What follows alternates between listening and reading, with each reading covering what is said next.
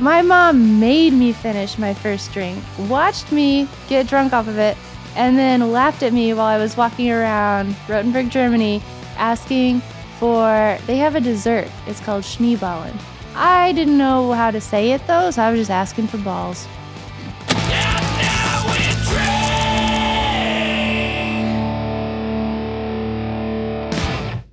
It is. It is indeed my problem, Bailey.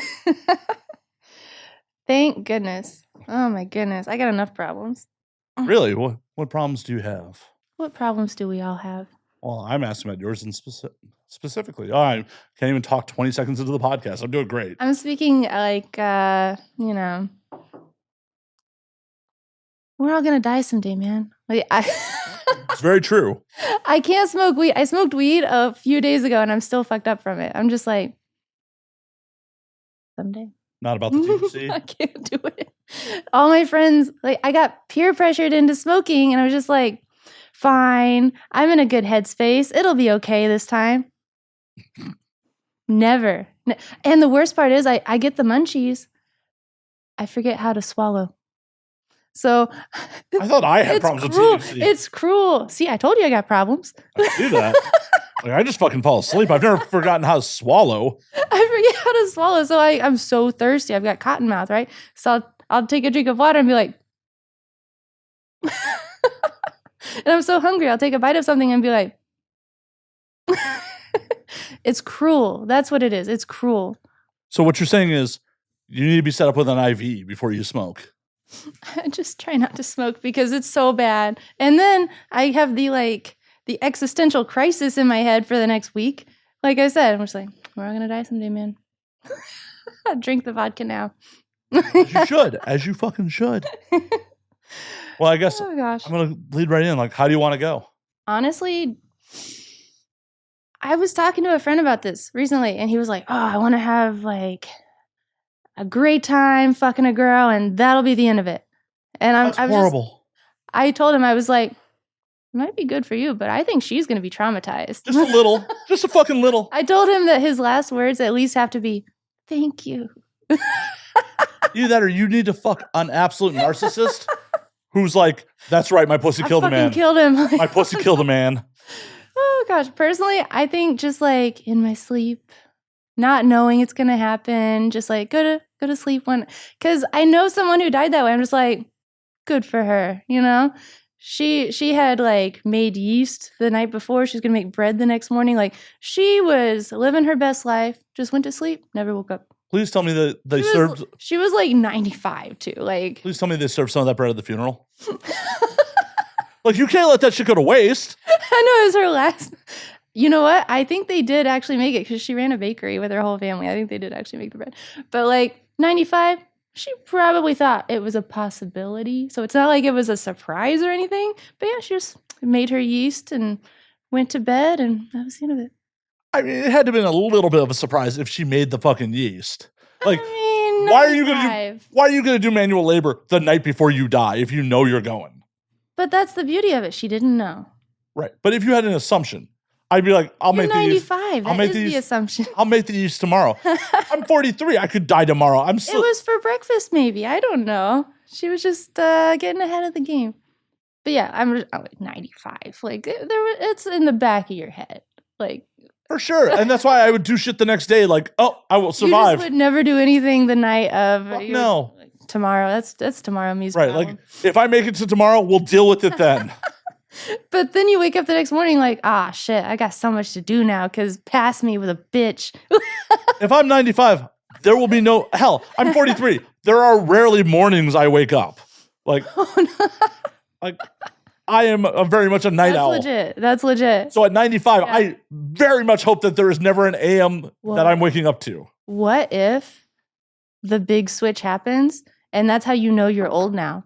Like one day you just wake up at 9 a.m. Oh, wait, sorry, 6 a.m. And you start going to bed at 7. You're just like, shit, am I old? I think I'm old.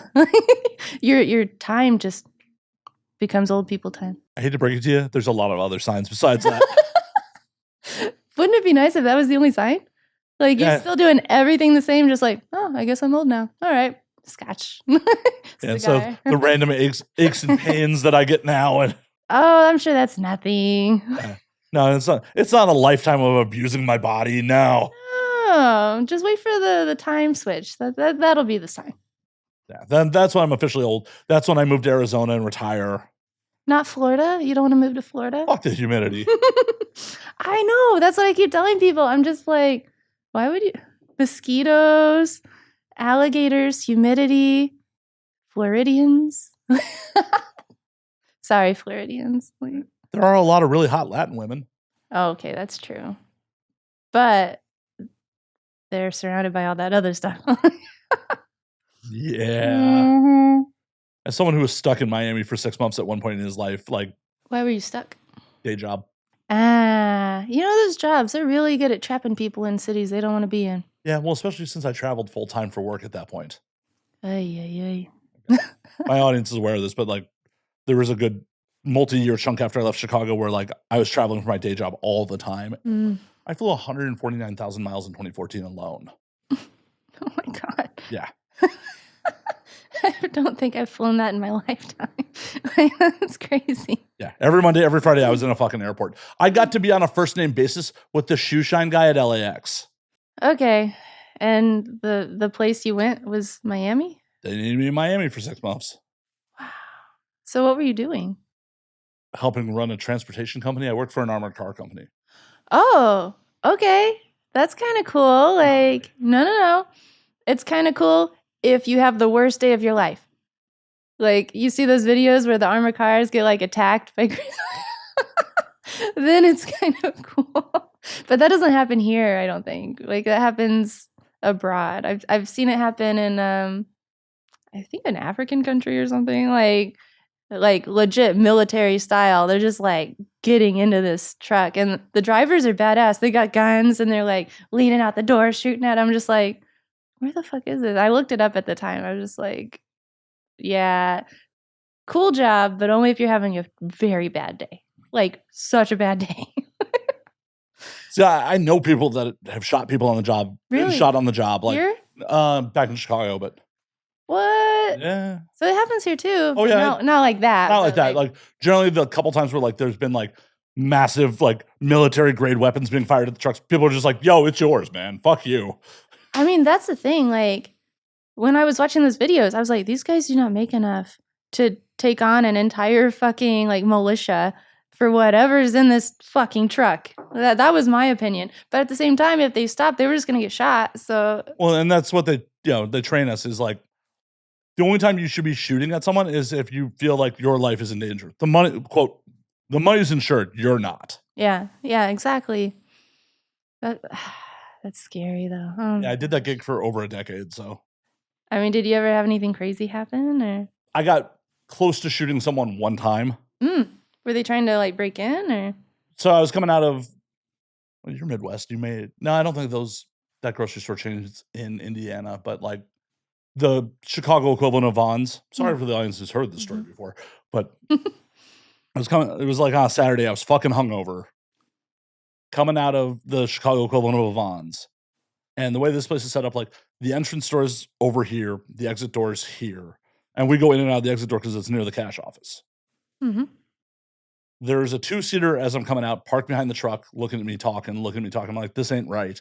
And you're from the Midwest, so you know, like, grocery stores there have vestibules. They have, like, the 2 sets of doors and, like, generally the coupons and shit like that in between the 2 sets. Mm-hmm. You know what I'm talking about, right? Yeah. So as I go into the first door of the vestibule, I clock the car. And I'm like, this ain't right. So I pull my weapon. I kind of conceal it behind an inner office mailbag that we had to pick up from them. Mm-hmm. As I step out into the street, the guy in the passenger seat runs at me. Gray hoodie, hood pulled up, hand in his front pocket. Oh, no. And he got to see the business end of the gun. Yeah. And he closed the distance faster than I could say, stop or I'll shoot. But once he saw the gun, he ran past me. That's terrifying. Oh my God. And in the moment, like, time slowed down. And I'm just like, oh my God, this is fucking happening. I've been on the job for a couple of years at this point. I'm like, oh shit, this is going down. This is going down. Oh shit, this is going down. And in the whole interaction, the only thing I got out of my mouth is, you stupid motherfucker.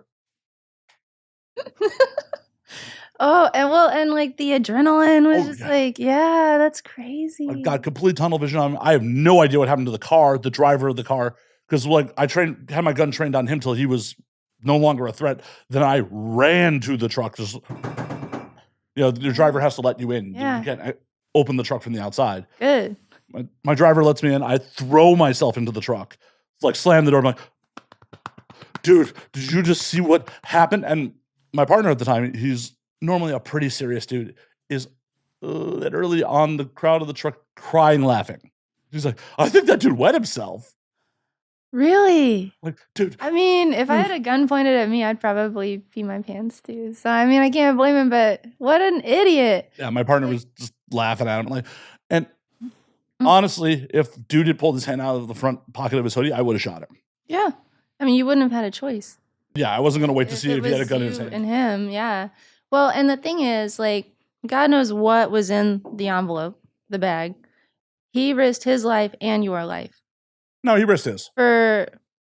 I'm just saying, like, he's that dumb, like, and he doesn't even know what's in it. Yep. It could have been like such a small amount. Yeah, it would have been probably a couple grand at most. Yeah, and his life was worth that to him. Yeah. That's crazy. People get desperate. I mean, yeah, but also people get a little too brave. In the criminal's defense, one, I definitely rolled in on Saturday because it's on Saturday. I definitely rolled in Saturdays a lot of times hungover. Like, so I probably didn't look like I was on my fucking A game. They probably thought it was easy pickings. That dude looks hungover as shit. He's probably just gonna give it up. Not today, friend. Better have a better plan. Oh man. Well, because I don't know why we're getting into armored car robberies, but statistically, armored car robberies are a planned event. It's not like people just see an armored car like, yeah, I'm going to go rob that thing. It's like they stake out the drivers, they stake out the crews, they stake out the location. It's a whole plan to do. Because like when you're robbing other people that have guns and can shoot at you, you might want to plan a little bit. Right. Yeah. So these guys probably clocked me. And like they very well could have been doing a trial run there and just been like, we'll see how he reacts. He reacted by pulling out a fucking gun. That's how he reacted. No, he reacted by already having a gun in his hand. Yeah. It wasn't like I drew down on him when it was. No, it was already in my hand. Man, I'm glad you're okay. That's Me too. so scary. Okay, yeah, I'm glad you don't do that anymore. Yeah, same. Yeah. I'm more glad I don't do it anymore just because like the physical toll on my body and the company sucks. But also Miami. Oof. Well, I've done it. I've done the job. Chicago, here, like all over the fucking country. Which one or which city was like the worst? DC. DC. Oh, why? So they sent me out to suburban DC area, Prince George's County, Maryland. And it was a satellite branch of like the Baltimore branch that serviced like not great parts of the DC metro area. Okay. And literally everyone who worked that branch had been robbed at least once. Oh God. Like in a major city like Chicago, citywide between all the major carriers, you maybe have one robbery a year, like one robbery attempt a year. Where this branch of like 20 people had all at least been robbed once. Okay, that's pretty bad. And that's terrifying. And I was there to train them on a new ATM client we had gotten. And I'm riding third man like to train the local. And we get to a Walmart where they have been robbed 3 times at this Walmart. There is footage on the internet of the trucks being robbed at this Walmart. And I go to do, the job. I go to jump out and like act as guard. And the local's like, oh, the last trainer only got out at ATMs. I'm like, no, I'm not going to fucking leave you to fend for your fucking self. What the fuck's that bullshit? That's nice of you. Yeah. No, it's fucking being a responsible adult. Yeah. Like, hey, I'm just here to train you on ATMs. Fuck you. You could die in there. That's cool. But they appreciated that. I bet you were also ready to be done with DC from the sound of it. Like, I wasn't thrilled. I've only been there a few times, but the first time I ever went to DC, I was a kid. It was a family trip. And we were on our way to the hotel. And we'd just gotten there. The next day, we were going to do all the tours, see the museums, like, DC stuff. Well, on the way to the hotel, inner city, I wake up in the back seat of the minivan, look out the window, and there's a woman in a bra and panties with a table leg over her shoulder. And I heard my mom say, she's mad at somebody and they're about to find out about it. And and that was my first DC experience. I now understand why your family's afraid of cities. I now understand right there. That might do it. Yeah.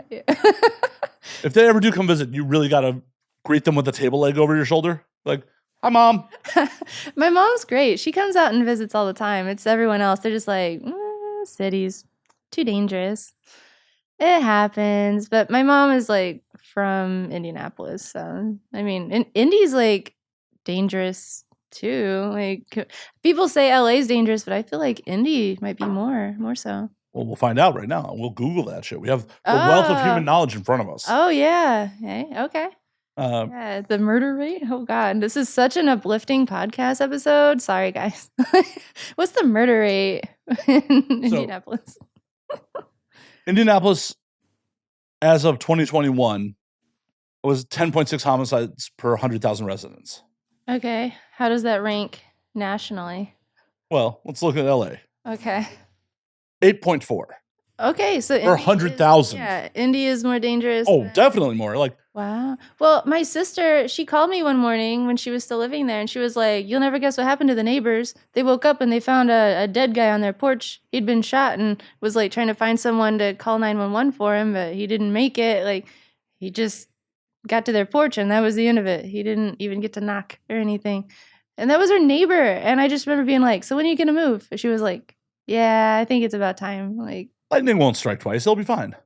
I don't know. Like, she moved. I talked her into moving. I was like, you cannot stay there. That's crazy. Are you crazy? You just renegotiated your rent on that. I just had a dead guy on my porch. That should bring down my rent. Well, it was the neighbor's house. So, I mean, maybe you could still next door.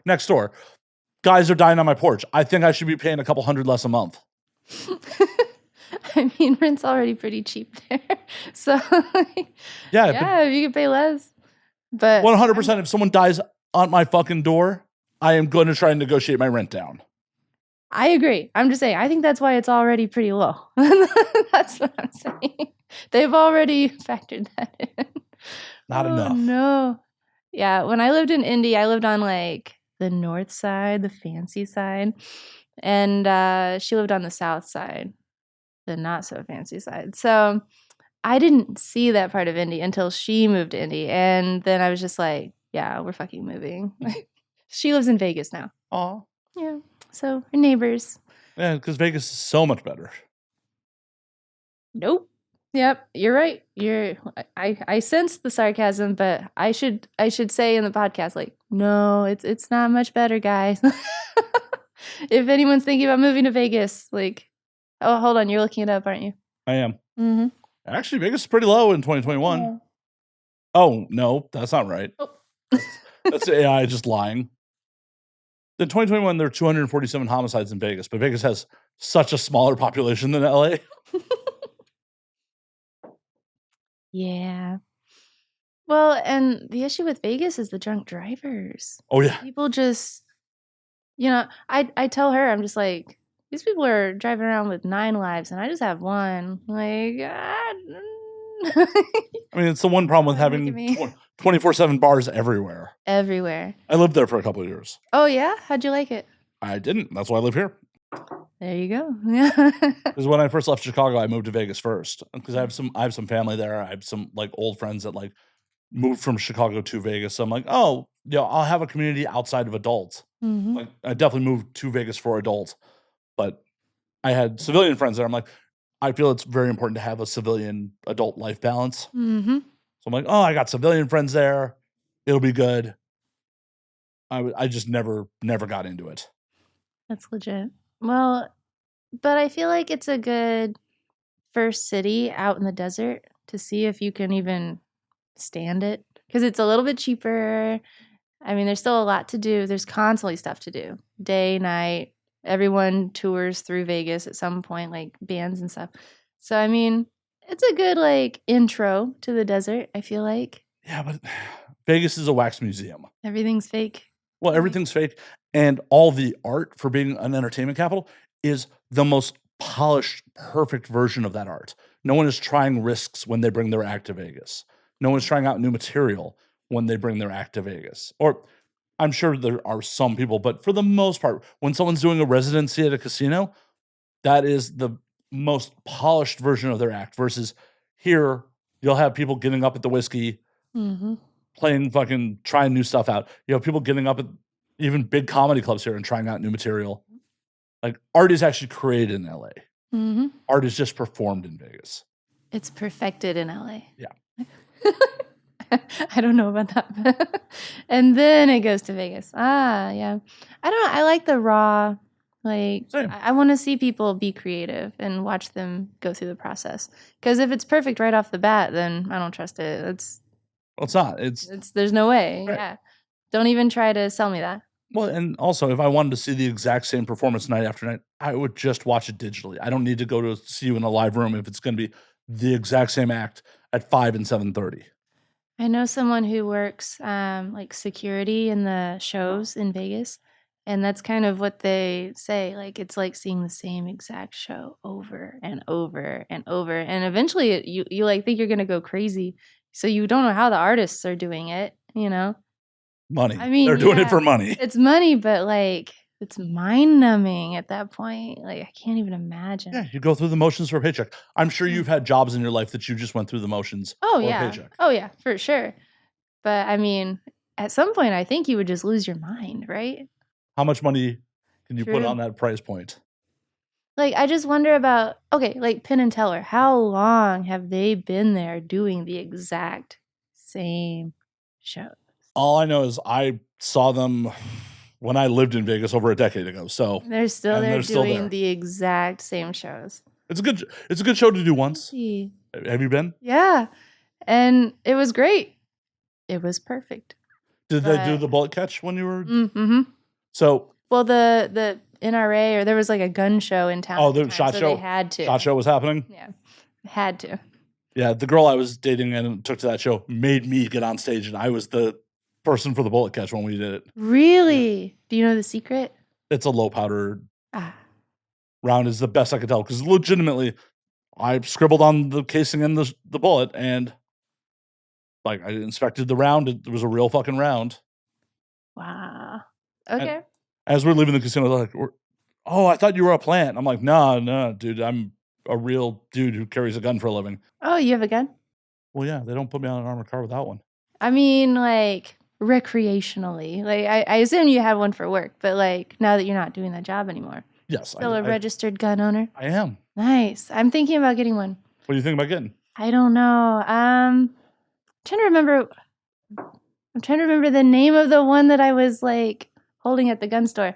The thing is, I'm too chicken shit to actually do it. Why?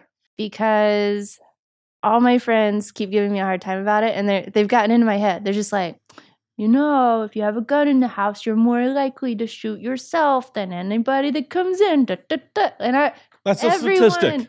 Yes, that is an accurate statistic. And I'm always like, well, yeah, but gun. Do you have suicidal idealization often? No.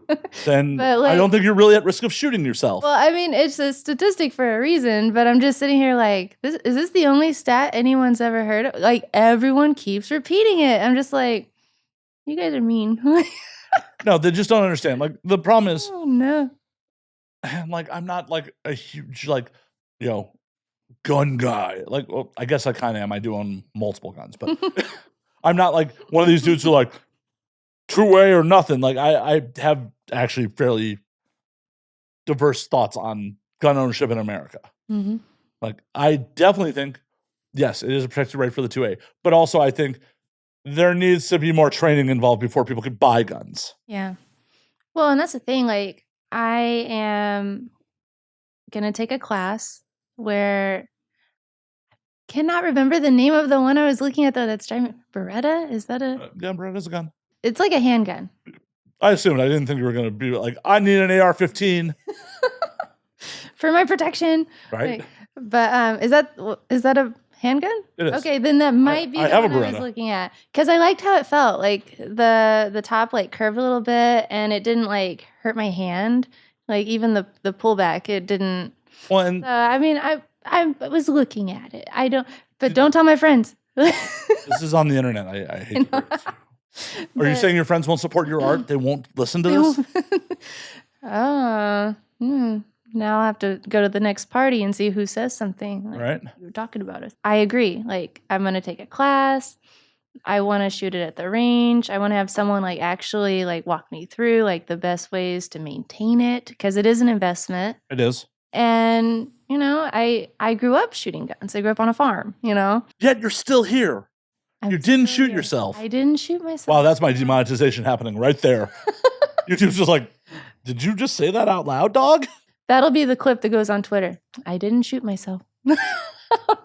Definitely the thumbnail.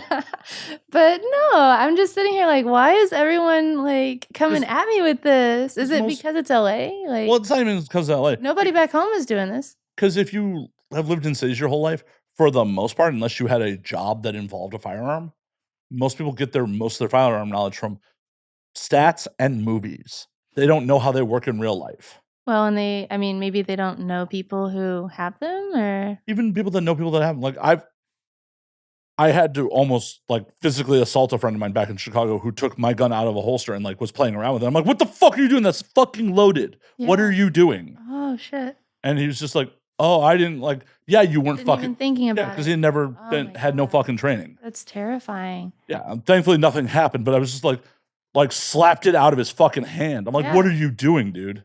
Yeah, and that's the other thing. Like, I'm already looking at the cases with the handprint that you have to, I'm just like, make sure it's locked up if you're going to have one. Here's the thing. Are you looking to just do it for fun for shooting, or you actually want like home self-defense comfort? I honestly don't think they're that great for home self-defense because usually someone's already like in the house by the time you realize they're breaking in. And if it's locked up properly, well, that's the point. You don't have time. That's the point of the handprint. Well, yeah, but the problem is those things fail. Exactly. Like, you can't trust it. So, you can't have that as your 100%. Like, I did have a stalker. Only one? You slacker. One that found me. One motivated one. One that came to the house. I shot him with a paintball gun. I got him. I got his car. When I was talking to the cops, they were like, what was his race? What was he wearing? I was like, I don't know, but he's pink right now. Was this in LA or? Yeah. I legit, I don't know. Like, I don't know what he looks like. It was dark, but I know I got him. He's running around with neon pink paint all over him. Okay, I need to know more about this. Like, at what range did you hit him with the paintball gun? It was probably 20, 30 feet. That's a good shot. It wasn't the best shot because I also got the car that was on the other side of the street. So he was running from my door in my yard, and he was like running away from me as soon as he saw the paintball gun. And yeah, I got him, but there was collateral damage. I was out washing my neighbor's car at 2 a.m. So hey, at least I watched it. Look at you being responsible. Fuck.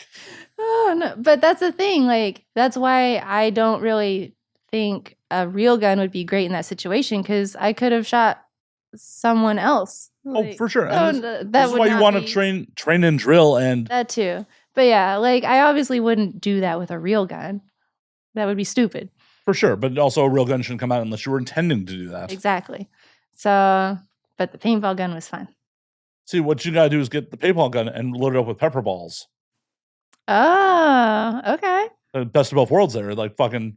I mean, he wouldn't be pink. He'd be what, red? Red, but also in pain. In pain and like possibly a lot of pain. Probably not driving away as. Oh man. I know people who have like purposely been sprayed with pepper spray and stuff. That stuff just scares the crap out of me. Like, watching them do it, I'm just like, Why are you kink shaming them? Well, I guess the thought is if you're going to use it on someone, you should know how it feels. Nah. And I'm just like, yeah, exactly. I'm just like, I'm not breaking in anyone else's houses. I'm not stalking anybody. Like, I should never have to know how it feels. Right? Like, I have fucked someone in the ass before. I'm good with living my whole life without having my asshole penetrated. You don't need to know how it feels. Exactly. Yeah. Yeah, that's how I am with the pepper spray. I'm just like, nah, I mean, you want your gold medal for making sure you know how the pain is that you're inflicting on someone else. Maybe. Like, good for you. But No. nah. No. They brought this on themselves. If someone is getting fucking pepper sprayed by me, they brought this on themselves. That's what I'm saying. Yeah, exactly. I'm not stalking anyone. I'm not. Like, I'm not taking the legal liability of causing someone harm unless I fucking have to. I don't want to hurt anyone. Yeah, exactly. But I mean, don't try to break into my house. Exactly. When I was on the job, my thought, I definitely worked with some people that were really looking to shoot people. Like, they had it romanticized in their head that, like, there's such a... And it's a gross mentality. My mentality always was like, I'm going home at the end of the day. If I have to shoot someone to do it, I don't want to, but I'm going home at the end of the day. And that's how it should be. Right. But some people, they do security jobs. The person I know that works in security, like, he works with people like that. They're just, like, ready to beat the crap out of somebody every day at work. I'm just like, maybe you should get a different job. It's the problem with security in general is there's a fucking tiny bar, like the lowest bar of entry to get into security work. Because it generally pays fucking shit. Yeah. For the most part, most employers look at security like insurance. They want to pay as little as possible and only hope that, it works out if something fucking happens. So you get people that have a pulse, and that's about a pulse and a clean criminal record. And it's just like their thought processes, their ability to, de-escalate situations. Because when I first moved to LA, in addition to doing like adult work, it was like I fucking worked a bunch of different security jobs. I was the head of security for a fucking music venue. Nice. And I worked with fucking idiots who were just like looking to instigate shit because they were bored, because they were on a power trip, because they just didn't have power in their real lives. And they made $12 an hour, but could be on a power trip to people that, made multi-millions. Like, sometimes we were dealing with like legit celebrities, and it's just like, oh, I get to be on a power trip with them. I had to de-escalate one of my fucking idiots from, getting into a fist fight with Kendrick Lamar's manager. Oh my God. And that dude got pissed off at me when I just told him to walk away. He's like, that dude threatened me. Why didn't you have my back? I'm like, what are you looking to resolve with Kendrick Lamar's fucking manager, dude? Like, you're going to fight him? Do you think the theater is going to be cool with that? Do you think they're going to take your side in this situation? Also, what in the world would be worth fighting a manager, like someone who makes enough money to own your ass in court? Like, like, you don't stand a chance. Yeah. Well, basically, the escalation came in is he took it upon himself to walk into the green room and tell all the artists that they couldn't smoke weed in there, which went over as well as you'd expect. Yeah. So I went in there, I smoothed it out. Like, I thought I smoothed it out. Schoolboy Q legitimately told the audience from stage, fuck security. Dang. Like, cool. That is literally just that dude's fault. And that's not great for crowd control. No, not at all. Not at fucking all. Oh, no. Because now you're the bad guy. Right. Now we're all, Yeah. we as a group Everyone. are all the bad guy because of that dude.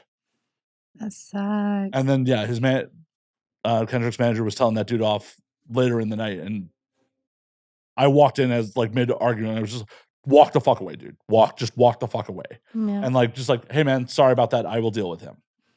Yeah. Well, and like you said, some people are just thirsty for a fight, and they tend to be drawn toward positions where they're given power, even if it's just a little teeny tiny grain of sand worth of power. They're just like, Well, and I feel like it's so common. those people like feel powerless in other aspects of their life, so they just take it out on fucking other people. I mean, yeah, that sucks, but don't take it out on me. Like, don't let it affect my day. Like, come on, keep it to yourself. I know that makes me a bitch for feeling that way, but like, No, keep your problems to yourself. It's not my problem. I got my own problems. I smoked weed a few days ago. Okay, I've got my own problems. I mean, you're on the show. You got problems. Oh no. Oh god. You tracked me down at a party to come do this show. Hey, that was a good party. It was a good party. I'm glad they had that rule about not very glad they had that rule about not leaving without the alcohol, but it was a good rule because I got to stand there and hang out with you. This is true. We were both trying to escape and go to the outside of the party with our booze, and they wouldn't let us out. So we just got trapped right there at the door. Yep, and we had to hang out for a few. We had to. Oh no, it was such torture. Such torture. I was just like, I left the party. I'm like, why did I could have just put my drink away and gone outside, but no, just trapped there with Bailey Rayne, just trapped. And I was like, oh hey, I've watched you on Twitter. I love your podcast. Da, da, da. And you're like, you want to be on it? And I was like, okay. I'm easy like that. I'm a podcasting slut. Like, oh, you know me? You want to come? I'll put out. It was so easy. I was like, all right, let's do it. You slut. I'm slutty and lubed when it comes to this shit. Like, no, that's the way you have to be, though. It's business. It's great. It is. I go to events where people are like uppity about who they'll talk to. Like, I have watched MFC girls. I work on MFC, by the way, my free camps. I've been to events where MFC girls have been absolute angels and wonderful. They'll talk to anybody and everybody, and everyone's just having a great time. But I've also been to events where one girl will just be like, "What's your cam score?" And that's like determined by how much you make. And if the girl had a bad answer, the girl would just like move on to the next person. I've gotten that too. That's crazy. I'm just like, damn. On multiple occasions, like AVN or other industry events. Like, I've gone to introduce myself to someone, and it's just like, oh, hey, man. And then I'm like, oh, I host and now we drink. And they're like, oh, hey. Like, oh, you did put the face with the. I mean, it's also a podcast, so it's not as like about the face. Maybe as soon as you talk, they're like, I recognize that sexy voice. And then. Oh, you think my voice is sexy? You did say you were going to lie on here, so. What? I would never say that I would lie. You said the truth was relevant. I would lie, but I would never say it beforehand. I know. I'm just calling you out. I'm preemptively calling you out. Are you saying I admitted to lying? No, you just lie. Yeah, and I told you I'm not willing to lie to my audience, so I'm just calling you out on the lie right now. Just calling you out on the first lie I caught. Oh no, you have a really good podcast voice. Yeah, there's a good podcast voice and a sexy voice. I don't know. It's you have a really nice voice. You have a really nice voice. Aww. All seriousness, like. Oh. I haven't started the lying portion of the evening yet. I'll have some more vodka. Let me drink some more, and let's see what you fabricate. I'm really bad about that. Like, I'll have some shots online, and we're talking, and then I'll start telling a story, and I'll think to myself, it's really not a good story. It's not that good.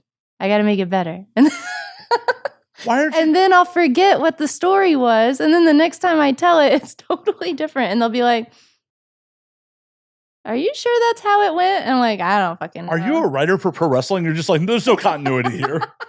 No kayfabe. We don't need to keep kayfabe. Is that it? Kayfabe? Yep. Yeah, that's the word. Yeah, I don't.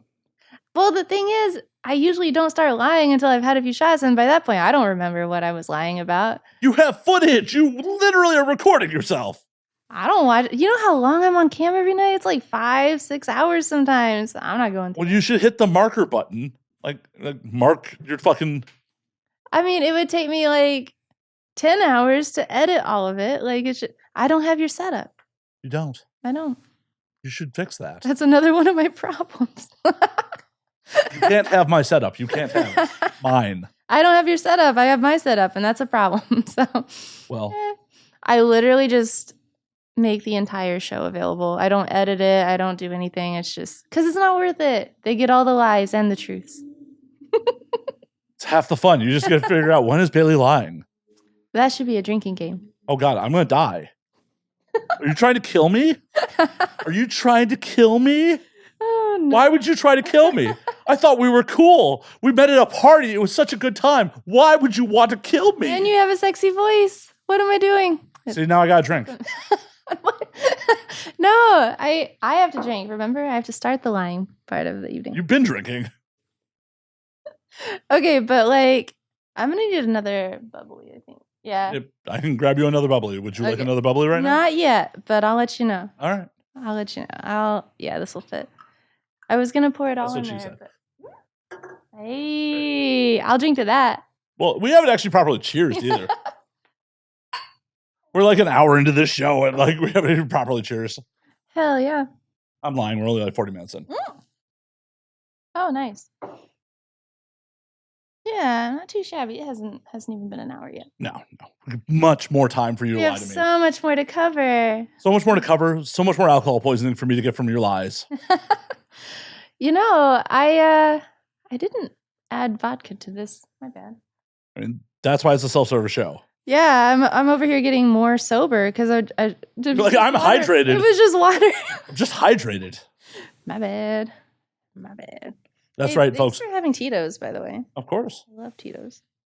That's right, folks. She's sober and saying my voice is sexy. Take that as you will. Hello. Did you pregame? Is the weed still affecting you? Oh my gosh, dude. That was like days ago.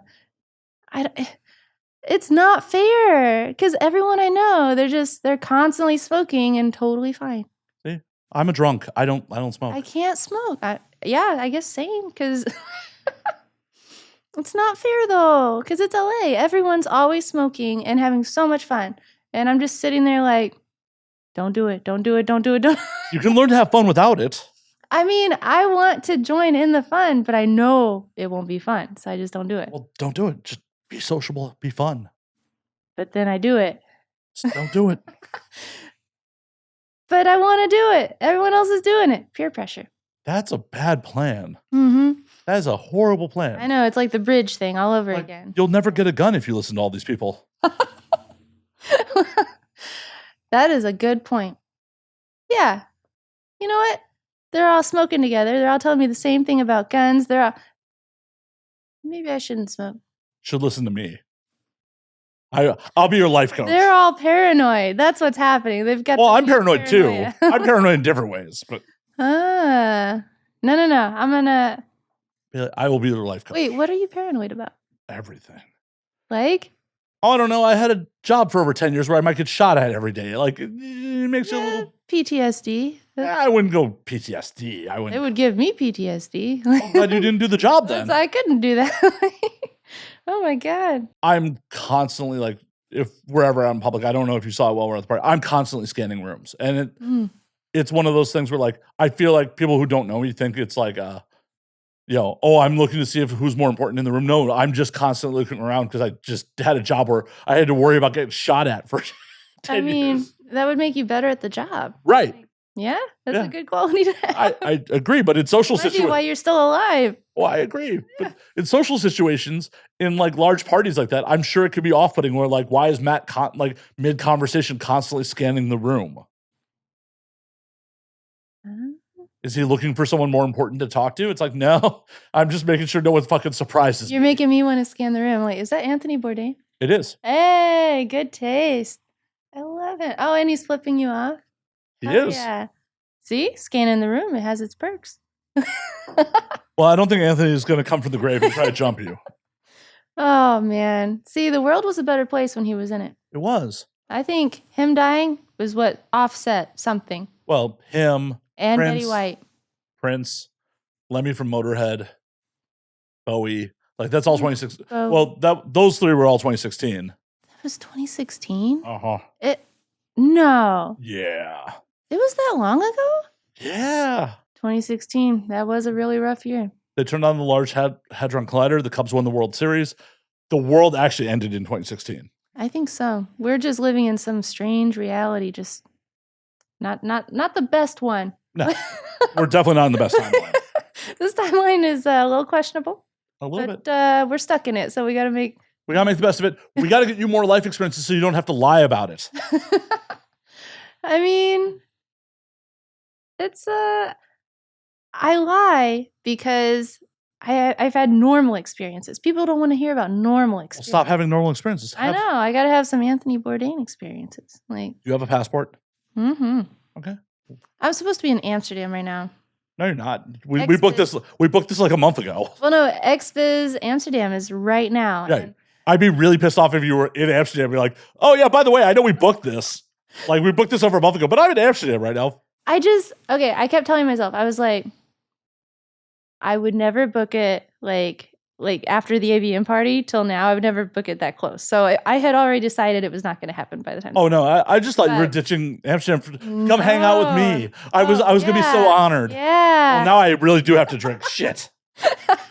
But no, like, I decided after AVN, I was like, I'm going to Amsterdam. I'm going to XBiz.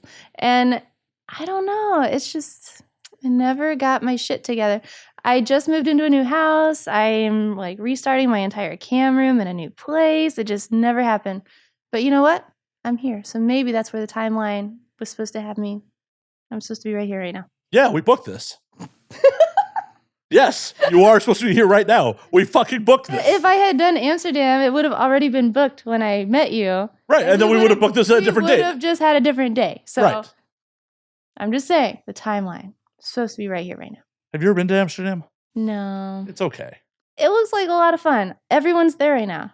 Like okay, XBiz Amsterdam might be a lot of fun. The city itself is okay. Really? Yeah. Do you have any Amsterdam stories? I do. What's your best one? And what's your worst one? Well, they're one and the same.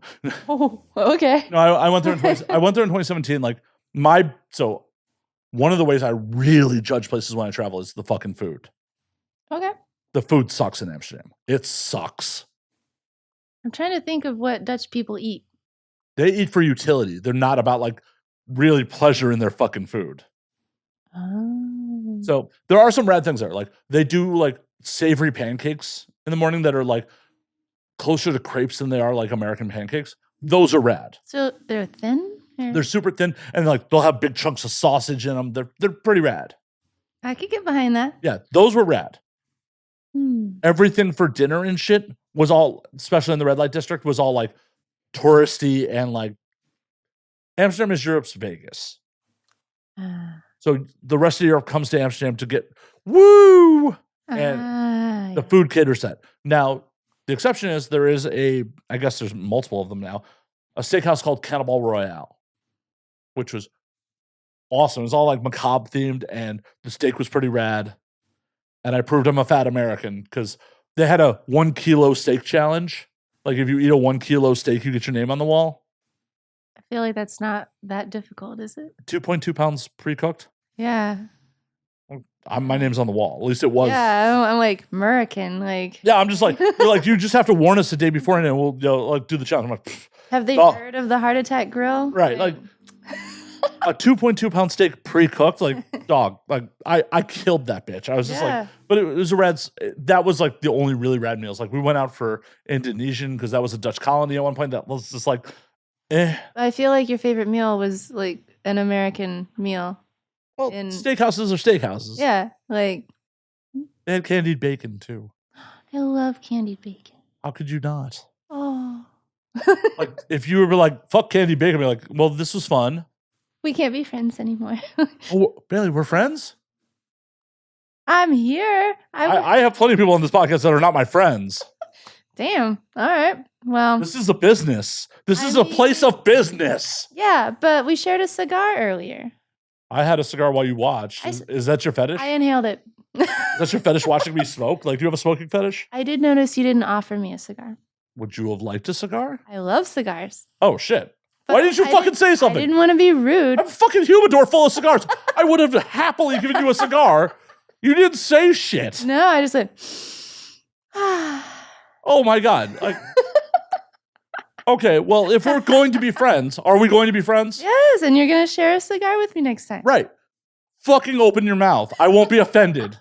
Like, I'm glad we covered this. Yeah, no, I'm happy that the internet now knows that, like, I'm calling you out and be like all demure and like, oh yeah, enjoy your cigar. I really would have liked, like, you didn't ask for a puff. You did, like, I'm a humidor. What kind of cigar was it? It was a Nicaraguan.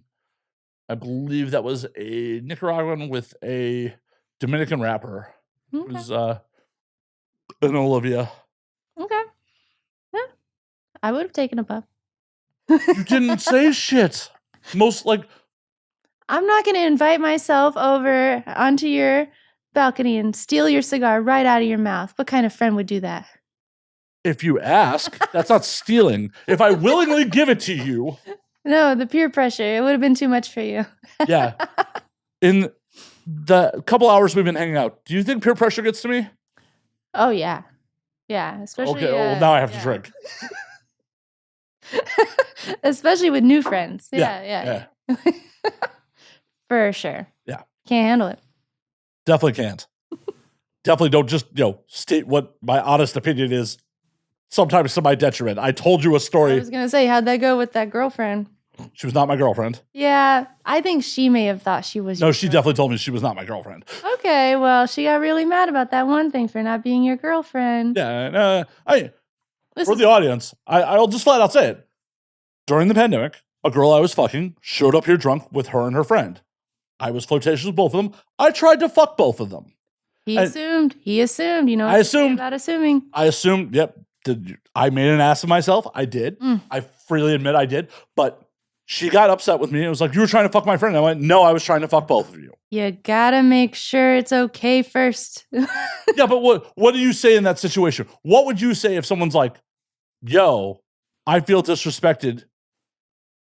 I think you were trying to fuck my friend. Like, what do you say in that situation? I would never be in that situation because I would pull them to the side and be like, are you guys trying to both fuck me right now? Make it their idea. Be like, are you guys both trying to fuck me right now? I'm just trying to get a vibe for the room right now because I'm confused. Like, I wasn't confused. Play dumb. Play dumb. Not my strongest suit. Though the internet may disagree with that. Yeah, it'd be like, hey, did you guys both come over to like do stuff? Because it's usually just me and you. But if you want to do stuff, all three of us, I'm fine with it. I just want to make sure it's okay with you first. Make it like her idea. That's probably the best move. But I didn't feel the need to ask permission from someone I wasn't actually dating. I mean, she's still a girl and you're fucking her. Well, you were fucking her. And then she ruined your TV, destroyed it. See, there's the lies. Right there's the lies. Threw it right out the window. I like your new TV, by the way. Yeah, there's the lies. This was the lie that was discussed beforehand. This is the premeditated lie. Premeditated lie. Ah, man, don't tattle on me. I told you I wasn't going to let you get away with it. I warned you while we were on the balcony while I was enjoying my cigar without you. Well, I warned you I was going to make the story even better. I think the story's perfectly fine. And, I fumbled trying to fuck two girls. And, hey, guess what? She still came around and fucked me again after that, so. Oh, well, there you go. You can't be, yeah. I'm sure she was either horny or appreciating my honesty or both. Probably horny. I'm just saying, if you had a friend like me at the time, you probably would have had sex with both of them and not had a fight. What would you be doing all this? Just I would have told you to do the thing I just told you to do. And then just pieced out? You'd just be... No, you'd be texting me. I wouldn't be here. There was a pandemic, man. Yeah, I already had two girls here. What's the probably having a third? I'm not coming over. It's a pandemic. Ouch. We're not that close. I spent the entire pandemic just like in my house, like playing with my dogs and working online. Like I didn't hang out with anybody. I was mostly the recluse except for that girl that I was fucking. Yeah, so you could have texted me and be like, "Hey, I got a thing going on here. What should I do?" I'd be like, "I got you." To be fair, after one of the hookups, like a couple days later, she's like, and this is pre-vaccines and everything. She's just like, "I think I got COVID." I'm like, "You were just here. Like, you knew the risks." Oh God. This might have been a little toxic. You knew the risks when you wanted to fuck me. Like, oh, yeah. Oh, God. It was completely dick choices. Like, these were just completely, not thought out, horny, fucking, like, oh, you want to come over and bang? Cool. Not. Wow. Have you ever been there? Have you ever just been like, yeah? I mean.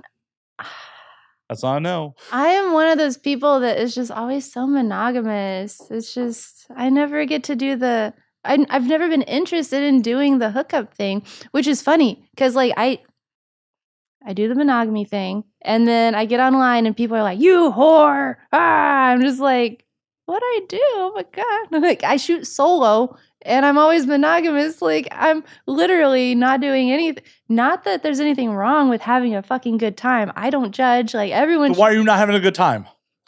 Because it's hard for me to get off unless I really, really know the person. I have to be so comfortable. It's like almost impossible. So there's no toys? I get in my own head. Like, I just can't do it unless I really feel comfortable with the person. So there's really no point in just hooking up.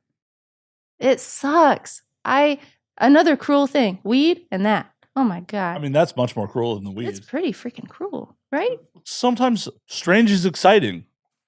You would think. I know firsthand. It's exciting. It should be, but I can't get off. It's so annoying. Even if they're really good at everything. Like, just do it for the bit. Do it for the bit.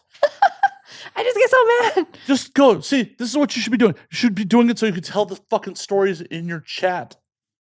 But I could just say I hooked up with someone. Yeah, but when and then actually get all the orgasms, like once I pick someone who has a really nice dick and is nice to me and is really good at all the stuff that I like. Yeah, but how are you going to know? I know, that's the problem. Like, how are you going to know? You got to go out there and experience some strange shit. And then you can tell the stories without lying to your fucking audience. I do have like a bunch of hookup stories from college, but I didn't get off. Like, that's one of my biggest memories from college. Like, yeah, I had a lot of fun having a lot of sex, but then I went home and masturbated. Like, fuck. Did you try to involve them in the masturbation? Yes. They're like oral hand stuff. Like, I don't know. It's a cruel joke, isn't it? Like, yes. I don't know, man. I don't know. I still say you should go out there. It's the timeline. It is. It is. I think it's the timeline. But you're right. Maybe I just need to get out, try it, and eventually I'll just get over the newness of it, and it'll happen. Or you'll just do it for the bit. Like, just be like, yeah, I fucked some dude in a fucking bar bathroom. He didn't get me off, but I did it. I did the thing. I don't know. You might be onto something. I am. I'm full of wisdom. That might be a lie. You may not wake up tomorrow. Why not just go do the thing? I mean, I can't argue with you. You're 100% right. And I'm so envious of my friends who just hook up with whoever, whenever, and they can have like 10 orgasms in a night with a stranger. I'm just like, happy for you, but I'm so jealous. I'm so fucking jealous. When was the last time you tried? What do you mean? Like when was the last time you tried to hook up with a random and tried? Oh, a random? Yeah, a rando, a hookup. This is where I have to lie because it's been so long. Right, so you don't know. You have a different cells from the last time you tried it. Oh, yeah, it has been more than 7 years. Oh, my God. Right. It's been more than 7 years. So embarrassing. Why is that embarrassing? Because I'm young. I got to get out there. That is exactly what I'm encouraging. Yeah, you're right. You're onto something. You haven't tried in 7 years. You know, your food taste has probably changed in 7 years. Oh, for sure, yeah. Maybe you're just coloring your experiences off of bad college dudes, and some fucking random will be like, make you just see stars. But the thing is, like, what I do for work is so fulfilling in that area that I don't even worry about it. Like, I'm not saying you should worry. I'm saying you should do it for fun. Not because it's it's not like it's a fucking, oh my God, I'm so horny, my needs aren't being fulfilled. Just for the fucking bit. I mean, okay, I log in, I masturbate, I get paid to masturbate, and then I log out. Like, I'm having a great time, and I'm getting paid for it. No one is knocking how you make your money. It's making me so, like, I am really good at getting myself off, too. So it's like, hey. Well, don't compare strangers, don't compare partners to how you can get yourself off. But I have more experience. Well, duh. Oh, yeah, I can get myself off in a fucking quickly. Like, I mean, and then I have more time to do my hobbies and play with like my dogs and watch Golden Girls. Like, I know, right? I know. I see the way you're looking at me right now. I know. I hear it. I hear what I just said. Like, I'm an old lady in a 30-year-old's body. Ah! Oh, you just admitted on the internet you're 30? I lied. Don't worry. Oh, am I supposed to drink now? Shit. See, you are going to give me alcohol poisoning. I don't know. You're right, though. I got to put myself out there. I really need to. For the bit. For the fucking bit. For the bits. Yeah. You're an entertainer. You got to go to the well. You got to have experiences. You got to have shit to talk about. You won't have to tell lies if you're just like, oh, yeah, I did this fucking weird shit. I mean, I don't really lie about hookups that often because like that often. That caveat is so important. That often. That's a relative term. But I mean, it never comes up because like I spend every night on cam. Everyone knows where I am every evening. What am I going to do? It'd be like, yeah, Morning last sex? Tuesday. I don't like being awake in the mornings. You know how that goes. I do. Afternoon sex would be more my style. If it's with my schedule. Quote morning sex. Like, I just woke up with an erection sex. I call that morning sex. Oh, what do they call it? Afternoon delight? Yeah. Yeah. Yeah. Rockets in flight and shit. Yeah. Yeah, I think you're onto something here. But, I mean, I can't go out at night because that's when I work. I'm not awake during the mornings. Right. I got to find an afternoon crowd. I'm sure there's got to be someone you could pick up a fucking phone and text me like, so come fuck me this afternoon? Maybe. Maybe? You're not certain about this? How are you not certain about this? All my friends are girls that are like married with kids. That's one thing about getting older in this industry. Like, I don't really know a lot of the new girls, the 18-year-olds, the girls in their 20s. Yeah. Like, but all the friends I came in with, we've all gotten older together, and a lot of them are, married with kids now. And I mean, I still hang out with them because my interests are the same. Like, we garden, we walk our dogs, like, we take pottery classes, we take fitness classes. I'm not meeting guys at any of this. You really? Before, as much as I'm giving you shit about like not getting randoms, do you want to meet a dude? I mean, it would be nice, but also at the same time, like, I've really gotten into a groove. I like myself. I like my life. Well, yeah. I get paid to masturbate. Like, I'm good. You should never be involved. You should never be involved with someone who's not an awesome +1 to your life. Like, I agree. Ditto. 100%. Ditto. That girl who fucked up your TV, out of your life forever. Get rid of her. Oh, we're still friends. She has a kid these days. Ain't mine. I was gonna say. Oh no, you know for sure because you got the video. Well, we are friends. Oh no, I know about the video. No, I still had swimmers when I fucked her. Dude, how do you know then? I know because that was actually a big point. I was gonna say, is that why? That was a big point because it's just you don't want kids. That's why I could never have a future with you. I'm like, yeah, that's accurate. Is that why you got the? No, I got the vasectomy because. Sorry, audience has heard this multiple times. So it's a long-running bit on this show where me and Xander Corvus were talking about doing prosectomies. I love Xander. He has a really nice dildo out, by the way. I'm sure he does. You'd love it. Not really my jam. Oh, no, I think you'd love it. It's not my jam on multiple fronts. Like, I'm not into like jerking off to my friends' scenes. And sorry, I hit the mic. Yeah, I know that just broke you. You're just like, what? He doesn't want to jerk off to his friends' scenes. He knows everybody. Who's he jerk off to? No. Europeans. When's your birthday? February 9th. All right. I know what I'm getting you for your birthday. Coolsy. You know what I'm giving to my next guest after my birthday? That dildo. No, it'll look great. It's like very artsy. They did a great job with it. I'm sure. But Xander and I had been talking about for years for normalizing prosectomies. Mm-hmm. Prosectomies. And like go do a full on spa day. Yeah. And then get a vasectomy done. I'm all for it. Yeah. And then Roe v. Wade got overturned. Even better. He texted me like, I booked it. I'm like, oh shit, I guess we're doing this thing. Then he didn't fall through. No. Yeah. And the worst part about it was I delayed once because he got COVID right around when we were supposed to do it the first time. And then I forgot why the second time. But I'm like, I crowdsourced it, my vasectomy. Like I did a GoFundMe for my vasectomy. Other people paid for it. Not back out. Right. Like I took other people's money. I can't back out. So I went and did the thing. You'd be a terrible cam girl. Why? Because I'm honest? Because I'm honest? I'm sorry. I mean, I'm a terrible cam girl for the same reason, so I'm allowed to say it. Like, you've been lying half this episode. You just keep telling people my voice is sexy. Like, lies. Lies. Just saying, like, I've seen girls retire like 10 times. They make so much money. I'm a terrible cam girl. I've seen girls retire 100 times too. I just chalked that up to indecisiveness and like they met a Captain Save-A-Ho and then realized that that's a problem. Oh, that's a good term for it. You've never heard Captain Save a Hoe? No, but I like it. How long have you been in the industry? 10 years, but How have you never heard that expression? I usually avoid people who retire more than once because I get annoyed by them. Well, as you should. As you should. But how have you never heard the expression Captain Save a Hoe? I don't know. Maybe everyone's just been too nice to say it in front of me.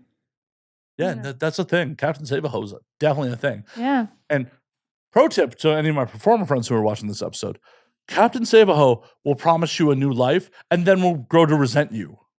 Make you quit everything involving porn, like everything. And you agree to it at first because you're like, all right, this is new life. This is the new me. Let's go. And the next thing you know, every piece of your life is controlled by Captain Save a Hoe. Well, and then they grow to resent you for, why aren't you making money? Because you told me you were going to buy me a new life, dog. Why aren't you working? Why aren't you giving me kids? Why aren't you doing this? Why aren't you? Like, it's a very why aren't you relationship. Don't do it. Yeah. I have been in this industry for over a decade. It has never worked out. Captain Save a Hoe has never worked out.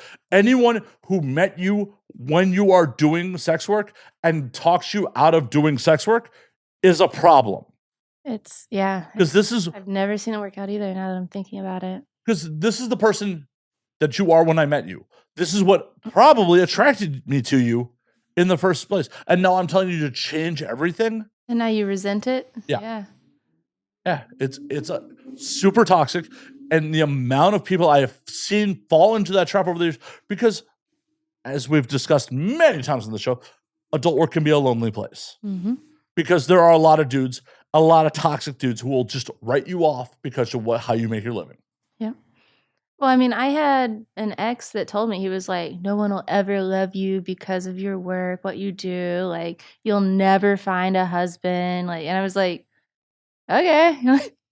Is that a priority for you? Exactly. I was like, that's fine. Like, I'm pretty happy by myself and all my gal pals taking our pottery classes. Like, it's nice. I have to break it to you. No one's going to ever love you because you don't own a gun. And I lie too much. I mean, also the gun thing. I have a problem with lying and the gun thing. Yeah. It's mostly the gun thing. Like, you just have to expect a little bit of the. Yeah, but I'm working on that. Well, then you're going to be like a fucking eligible bachelorette.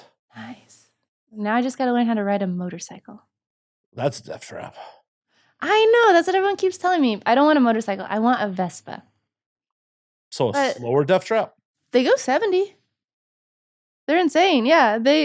I know someone who rode one to Vegas and back. Like. I drive a fair amount. And people in LA do not fucking pay attention. Exactly. You will die. Yeah. Like, it sucks though. Because they're so great on gas. They go the same speed as a car. And it's easier to park than a car. Like, I just want to have my little Vespa, go to the grocery store, go to my pottery class. Move to Italy. Nice. Move to fucking Italy. I know, right? I loved Italy. Have you ever been? That's actually somewhere in Europe I have not been. It's so beautiful. And the food's amazing. The people were so nice. The food is like so bland compared to our Italian food. But after a week, you acclimate. You stop being obsessed with salt and sugar because, we're Americans. We get so much salt and sugar. I don't know what you're talking about. I don't know what you're talking about. Well, you start being able to taste all the other flavors. Oh my God, like tomatoes? Like all the herbs. Ugh, I hate it when people say it like that. Herbs. British? You hate the British? Why are you coming out here and hating the British? Don't start that rumor. Oh, no. It's not a rumor. That's just fact. Apparently, you just hate the British. Herbs. But no, you can taste all the herbs and spices. It's so nice. Whereas here, we're just so overwhelmed by the salt and the sugar and everything. Like, you can't really taste all that stuff. So, I mean, don't get me wrong. As soon as I came back, I was back to eating normal Italian food. Okay. Well, I have a couple questions. First, what's your go-to Italian spot here in LA? Oh, that's a tough one. Honestly, I mean, I live up in the valley. So, I know. So, all my places you're going to hate because they're valley places. The Olive Garden? I do. If I said Olive Garden, would you totally be like, get out? I might. Yeah. You're like, I'm rethinking this right now. There's a place in the valley called the Pizza Cookery that's pretty good. I like their eggplant parmesan. There's a place called Caruso's that has oh my god, they have a really good like squid steak. Ooh. Yeah, it's so tender. And for pizza, there's a place in North Hollywood called Little Tony's that someone just showed me recently. It's amazing. So yeah, I mean, like I said, valley person though. So you're gonna judge all my places. Hey, one of my go-to pizza places is in the valley. Oh yeah? Yeah. Which one? Gino's East. It's a Chicago chain. Oh, where is that? Coldwater and Riverside. Oh, okay. So what is that? Sherman Oaks? I believe technically, yes. Sherman Oaks or North Hollywood? Maybe Studio City? No, I believe it's somewhere. Okay. Okay. Nice. Yeah, because it is the only place in fucking LA I can get fucking tavern style. I mean, Pizza Hut just came out with tavern style. I'm just like, whoa. Yeah. That's crazy. I mean, it's not going to be the same. It's not going to be even. You're close. from the Midwest. How dare you? I know. How dare you? You know what? I had COVID a couple weeks ago, and I was just craving tavern style pizza. Chicago Gino's East. I had COVID, and I was not thinking clearly, obviously, because I got Pizza Hut. And didn't cancel this appearance. Don't judge me. But yeah, I don't know why. Why are I'm you just worried about my craving judgment? Why are you worried about my judgment? Because you're editing this. You I can am. make me look really bad. No, only you can make you look really bad. Only you can Prevent forest fires. Insert whatever you want. Smokey the Bear. Mm-hmm. There are wildfires out here, which was a change because, like in the Midwest, it's like only you can prevent forest fires. Out here, it's only you can prevent wildfires. Oh, really? Smokey says some different I shit. did not notice that. Really? Yep. Well, I guess a lot of the fires don't happen in the forest, especially around us. Yeah, that makes sense. Not many forests around us, actually. No, not so much. We're in a desert, and we still get fires. The desert's on fire. Can you? Well, yeah, that's mostly from. How do you explain that to people? Baby showers, or fucking gender reveal parties where they sell fireworks and start fires. Isn't that so fucked up? Like, it goes back to the whole making your thing my problem all over again. Right. Well, also, it's like, how many homes were lost because you were born a boy? I mean, I'm not going to blame the kid. I'm going to blame the stupid-ass parents. Well, no, I'm going to blame the parents for bringing this kid into the world. And, the kid is having those idiots' fucking genetics, so... Yeah, so they're already going through enough. They're already fucked. Their parents are already that stupid. Right, but they don't know. They don't know how fucked they are. Oh, yeah. It's the problem with being stupid. You never know. It's a double-edged sword of being stupid. What's the saying? Ignorance is bliss. It really is. You don't know. It really is. God, I wish I was dumber sometimes. I have said that before. I'm just like... You wish I was dumber? Wow. Wow, Bailey. Jeez. I thought we were friends. You just spent like 10 minutes... I just want you to be happy, okay? At least somebody in my life does. Shit. No one else. No, wouldn't that be nice to just have no idea how, like... Wouldn't it be nice for me to be happy? I think so. I think it would be nice. I don't know. I mean, okay, I don't know what your political leanings are, but in my family, I'm kind of the black sheep because... You don't say. Oh my God. You do sex work and live in California. You're the black sheep of a rural Indiana family? Never. How would that possibly be? And I'm not conservative, which is a big deal. Well, yeah, you're not in the tax bracket to be conservative. Well, then neither is my family, but look where we are. Yeah, but they live in rural Indiana, so. Like, they're very, like, into the conspiracy theories and all that. And I'm just walking around thinking, like, that must be nice. You really think that this is how the world is. You're 100% sure that the world is like this specific way, no matter how fucked up it sounds. Like, at least you know for sure. That must be nice. It must be. I mean, the stuff they say is pretty out there. So they believe in QAnon and all that shit? Some of them do. And I'm just like, you're crazy, but you look happy. And that makes me unhappy. Why do you hate on other people's happiness? Why? Why do they get to be so happy? Because their IQ score is much lower than yours. But they're my family. I can't say that. I did for you. I interpreted that shit for you. Apples and trees. So I don't want to believe that. I don't want to believe You don't want to believe that, like, you're the fucking special one in the good way from that, from that genetic stock? I don't think I'm that lucky. I don't know what happened, but it can't be. I don't believe in luck like that. I think we're all related, and I got to figure out what the difference is because I don't want to believe that's it because that would be too hopeful. Like, Sign of intelligence. I'm so smart. Sign of intelligence, like self-doubt. Because if you were an idiot, you'd be like, damn right, that's right. I'm smarter than them.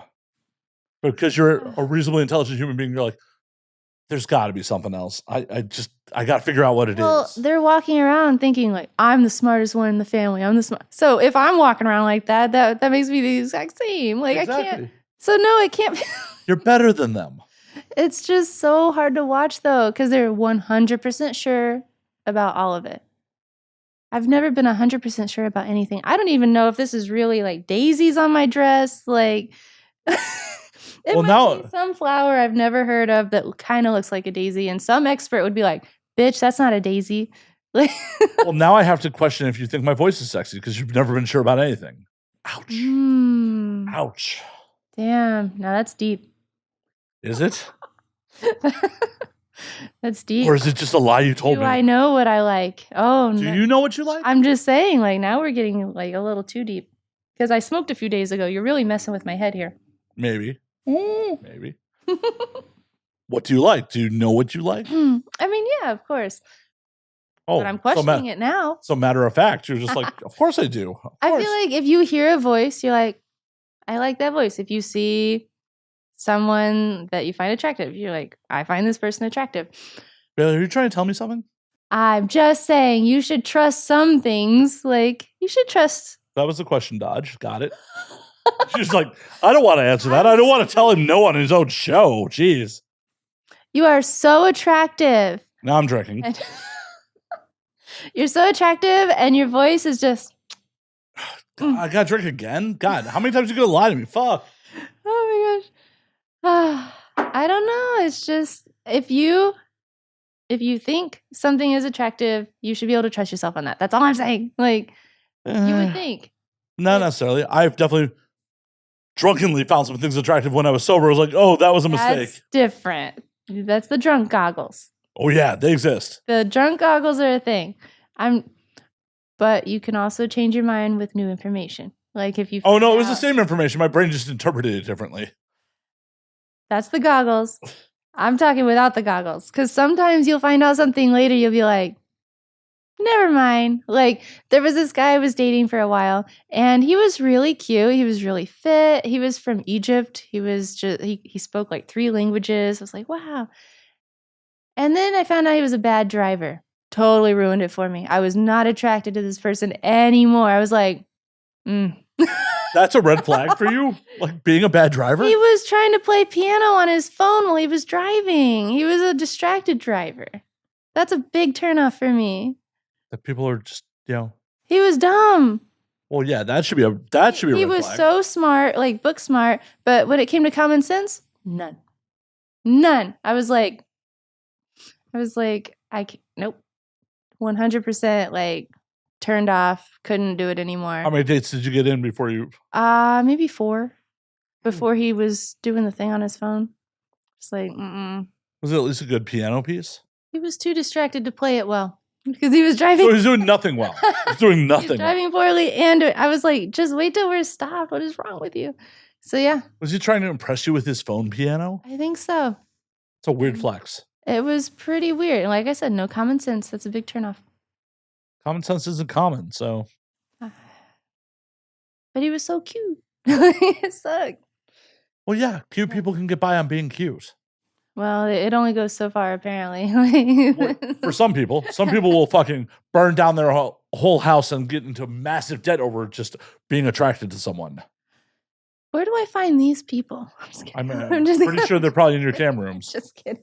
You don't want to be involved with them. No. My group is like really great. They're well-rounded individuals. It's all Mensa members in your fucking chat. I'm not meaning to call out your chat. I'm just saying. I mean, my chat, like we've been hanging out for, oh my God, like almost 10 years now. There are some people that have been not encouraged to stick around. I'll put Like it the that stalker? way. Like the stalker, yes. And like the group that's still there, like we all get along really well. And some of the guys hang out together outside of cam. Like they've hung out together. They've gone to Vegas together. They have each other's numbers. They do fantasy football. Like they're friends outside of the room, and they're friends in the rooms. It's awesome. It's a little odd. Like our bonding factor is we all masturbate to you.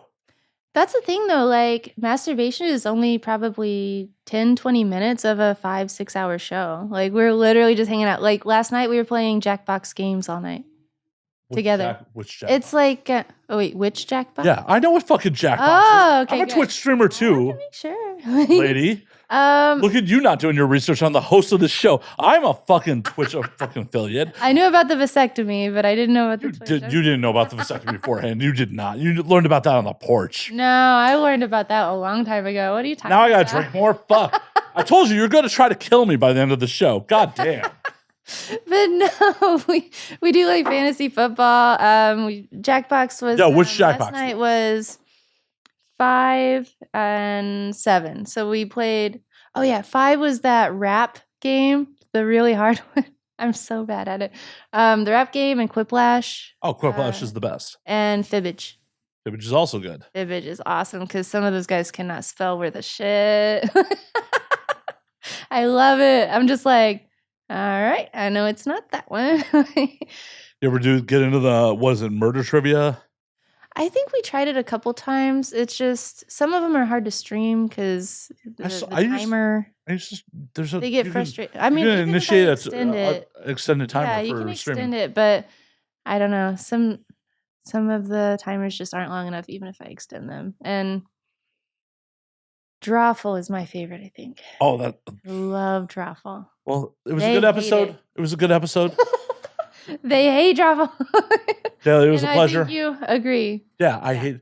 All I do is draw penises and poorly. Me too. Penises and boobs. I don't win, but I have fun. There are so many better Jackbox games because I can't draw for shit, especially on my phone with my finger. Like, well, on I think it's 8. Is it 7 or 8? They have the Drawful Animate, so you have to draw it twice. So you draw it, and then you have to draw it again, like slightly off, so that it jumps back and forth, and it becomes an animation. Floppy dick. It's a floppy dick. Yeah, exactly. And I'll do like the boobs, and then the bikini, and then lift the bikini in the second picture. I'm very mature. I love Drawful. Maybe I'll sell you on it with all. You will not. I've been playing Jackbox for a very long time. For a very long time, and I would rather use my words. Okay.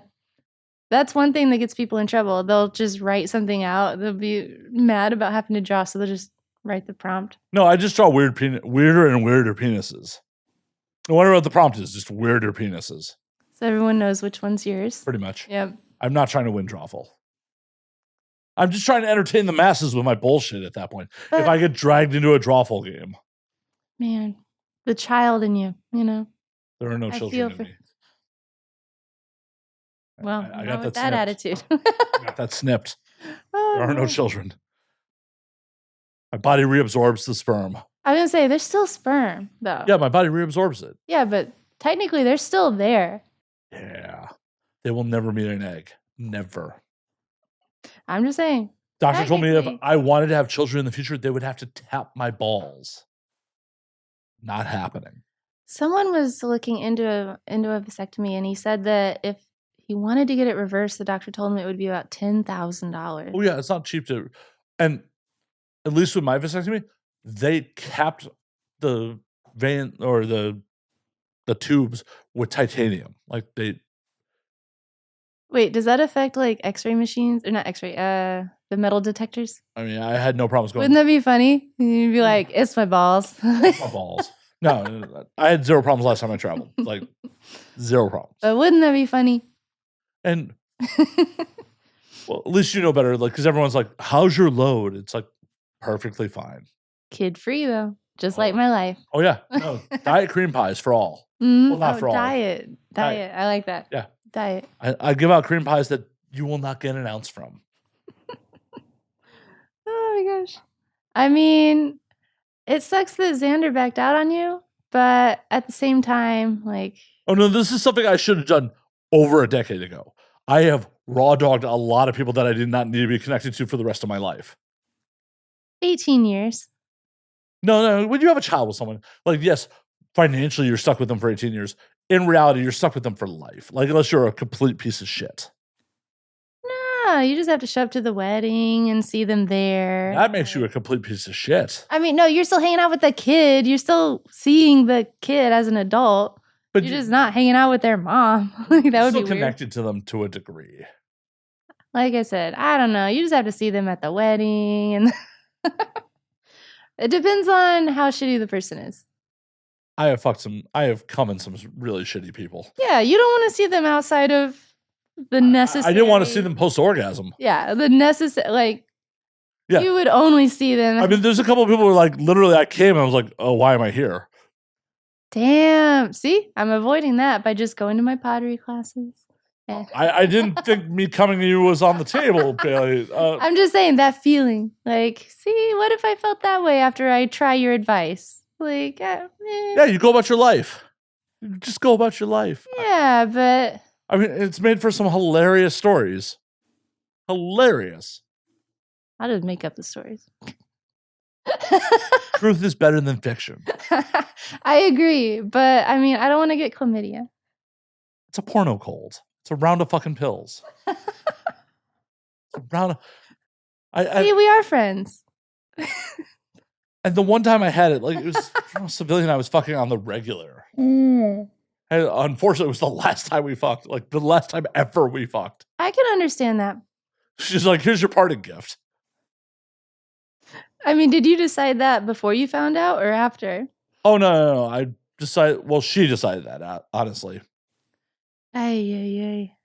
She had decided that because she was upset. We, once again, not in a relationship because... Are you seeing a pattern of me not committing to people? Yeah, and you're giving me advice over here. I'm sitting here like, I don't know. You've been lucky. You still have your TV. I lied about that. But my luck, my TV would be long gone if I... The TVs, they're cheap. I would happily sacrifice my TV to you right now for the bit. The TV is not what I'm talking about, though. I'm talking about, like... If you want to smash my TV right now, I will tell this story for the next 5 years. I'm just saying, like... I would have a lot of stuff, like, messed up if I had... Because I have bad luck with breakups. Like, all my shit would be torn up. Not just the TV. I say choose TV a little better. A little better. A little better. A touch. Skosh. Okay. Basically what happened was... this girl and I had been fucking... And, like, legitimately, like... I was referred to as the, her B in her lineup. Like, I was not the top dude in her lineup. You weren't even A? I wasn't even A. And she told you that? Oh, yeah, I know. She didn't even lie about it? No, I'm fine with that. I would have lied to you. I don't want you to lie to me about that. Like, I'm cool that, like, hey, we're just fucking. Why would you lie to me? I would lie to anyone in that situation. But everyone would be A. The established rules were, like, we were using protection with other people. I moved my ex-girlfriend into my apartment. She was none too happy about this. Yeah, I can understand that. Once again, we're just fucking. I'm not beholden to you. She was none too happy. I rolled over there and, we banged it out. Part of, what went wrong was she posted... She had a fucking Facebook group where she was talking about her sexual exploits and, like, meant to post it to the group and post it publicly on her Facebook about, like, oh, dude B decided to, like, come over and fuck me last night while his ex-girlfriend's still living in his house. And that's how you found out you were dude B? No, I knew that well beforehand. Oh, okay. It was just the more... I mean, I don't know if that's good either. It was more the, like... Really? You're posting about this on a fucking Facebook group? I mean, I'm part of some of those Facebook groups. I have to say they're very entertaining. So she's probably getting a lot of traction from the stories. Probably. But, Yeah, it's not a good way to find out you're being like used as entertainment. Yeah, I wasn't Pretty too much. thrilled about that, but like, well, I got over that. But it was also like tested positive for chlamydia. I hit her up, we weren't really talking at that point because she was still really upset that my ex was living in my house. To be fair, my ex and I were not back together. She was just sleeping on my couch. Mm-hmm. That was a whole shit show. But and I hit her up, even though we weren't talking. I'm like, hey, you need to go get tested. She came back with, oh, I tested clean. You obviously got blackout drunk and fucked someone else. And that lack of ownership was like, I'm done. And she was like the only person you. So she was just being. She Terrible. even admitted she had done a round of antibiotics for a lung infection. Wink, wink. Yeah. Yeah. Oh no. See, that's someone who's not like acting like an adult. They want to act like a child. So like, no. Well, it was a whole to do to get her on the phone because I'm like, hey, can you give me a call? She's like, what do you want to talk to me about? I'm like, just give me a call. Like, I don't feel like telling you like I have an STD is something that I need to tell you over text. Like, you probably need to hear my voice. Yeah.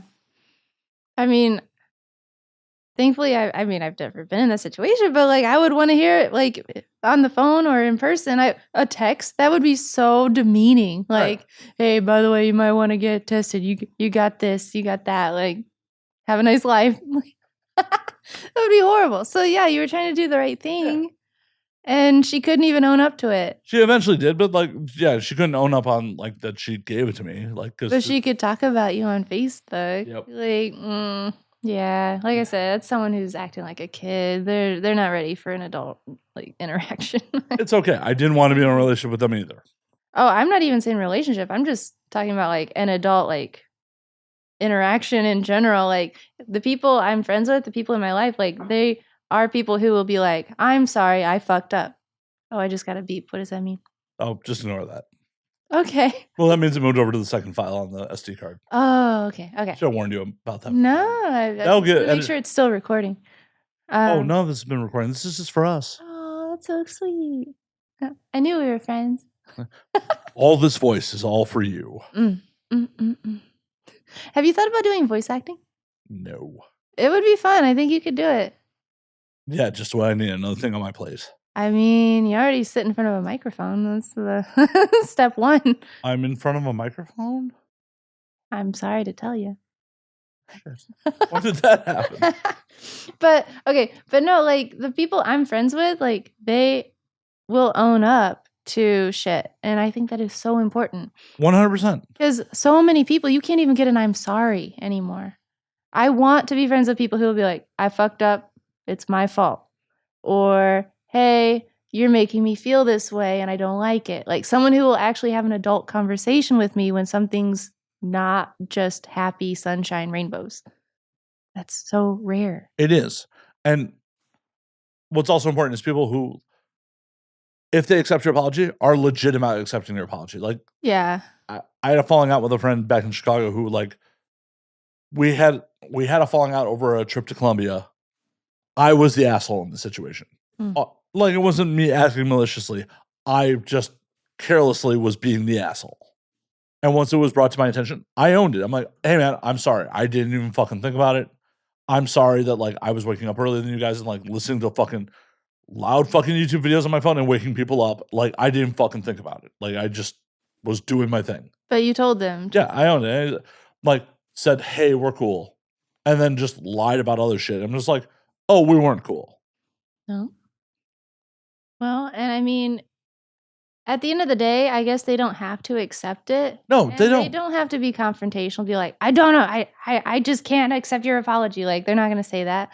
But they don't have to make it awkward for everyone either. Yeah. Like, that's a toughie. I would much rather be like, hey, man, you were a dick. Like, you know. Yeah. Yeah, someone to call you out on it, be like, you were a dick. You better do better from now on. Right. You know? Just, you know, instead to fucking lie about it. It's just like, it's not I would rather you just be like, I'm not cool with it. I'm like, all right, cool. Yeah. I would much rather I know where I stand than you like fucking lie about it. I don't like tiptoeing around. Fuck no. I hate it. I guess we will be friends. Shit. Yeah. Actually, okay, so there's this one, but then there's also this one. It's Is that cancer? my Filipino friends do this, and it's like a heart. Oh, I thought that was the Like, DNA for cancer. and you or do some shit. this. It's like a little heart. Oh, it's the world's smallest violin. I think that's this. That's rubbing the clit. Well, it's more thumb, but no, thumb. It's- We're at different sides of it. We're at Well, yeah, I don't have a clit. We're at I hate to break it to you. I do not have a clit. It's okay that we have different techniques. Agreed. Honestly, your technique is probably better. Having one of them and knowing how it's stimulated, yours is probably better. Like thumb for you, that makes more sense. Like you're coming at it from a different. I also have a pretty big thumb, so Uh, my hands are, I would wager, much larger than yours.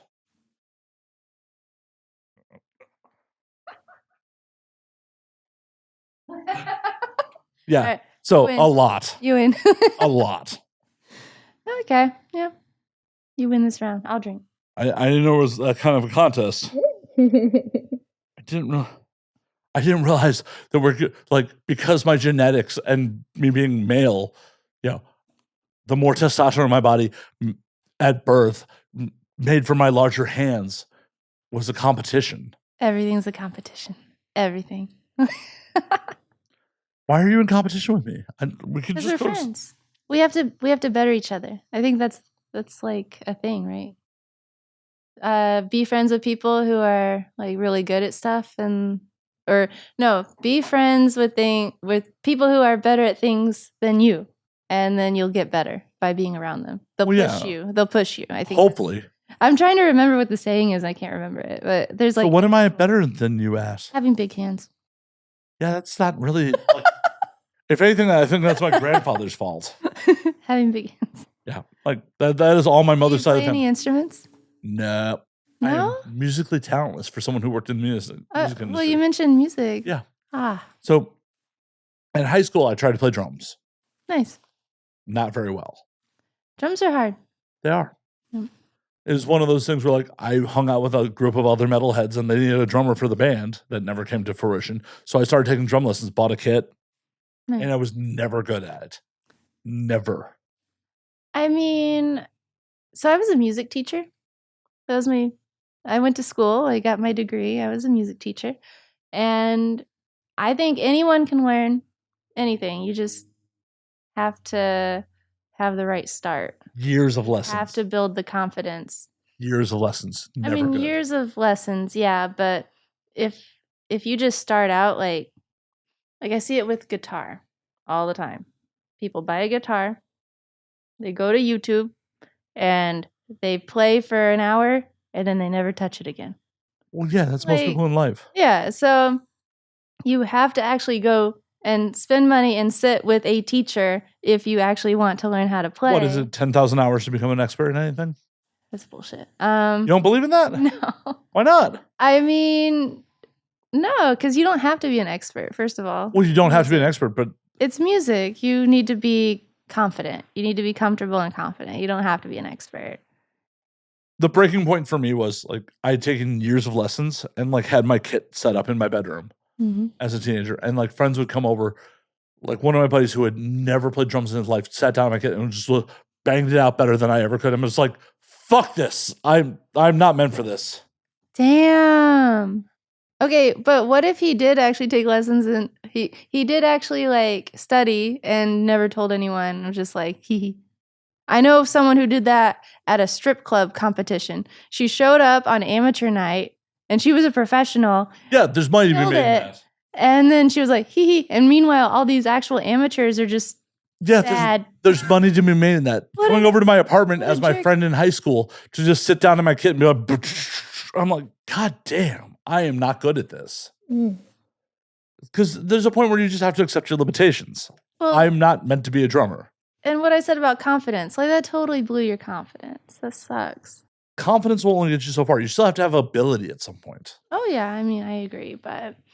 Confidence will get you super fucking far, but at some point you still have to have ability. Yeah, but if you just stop practicing, you'll lose the ability or any potential ability because you're just done and over with. Yeah, if I had stuck with the drums, we wouldn't be sitting here right now. Where would your life be if I had stuck with it and become a professional musician? Where would your life be? Where would my life be? Yeah, not here. Not in this room right now. Nope. Damn, that's deep. All happened for a fucking reason. Because I had no fucking actual performative talent in music, I started a record label in the mid 2000s. Like, because I absolutely loved music, loved live music. I went, how do I fucking watch live music for a living? Start a record label. Mm-hmm. That was a black hole for money. It didn't work out so great. Well, and it sounded like everyone was just not as serious as you. That kind of puts a damper on I mean, there was some of that, but I still like. One of the high points was I was the second stage sponsor for the first annual Indianapolis Metal Fest in 2007. Oh, nice. Yeah. Hell yeah. I think I went to that. Did you really? Just kidding. Like, how old were you in 2007? How old were you in 2007? It's probably like what, 16? Yeah, you could have been there. I could have been there. You legitimately could have been there. Oh, I just aged myself, didn't I? Whatever. But yeah, no. I'm joking, but yeah, I could have been. You could have been. I mean, my artist killed it. Absolutely fucking killed it.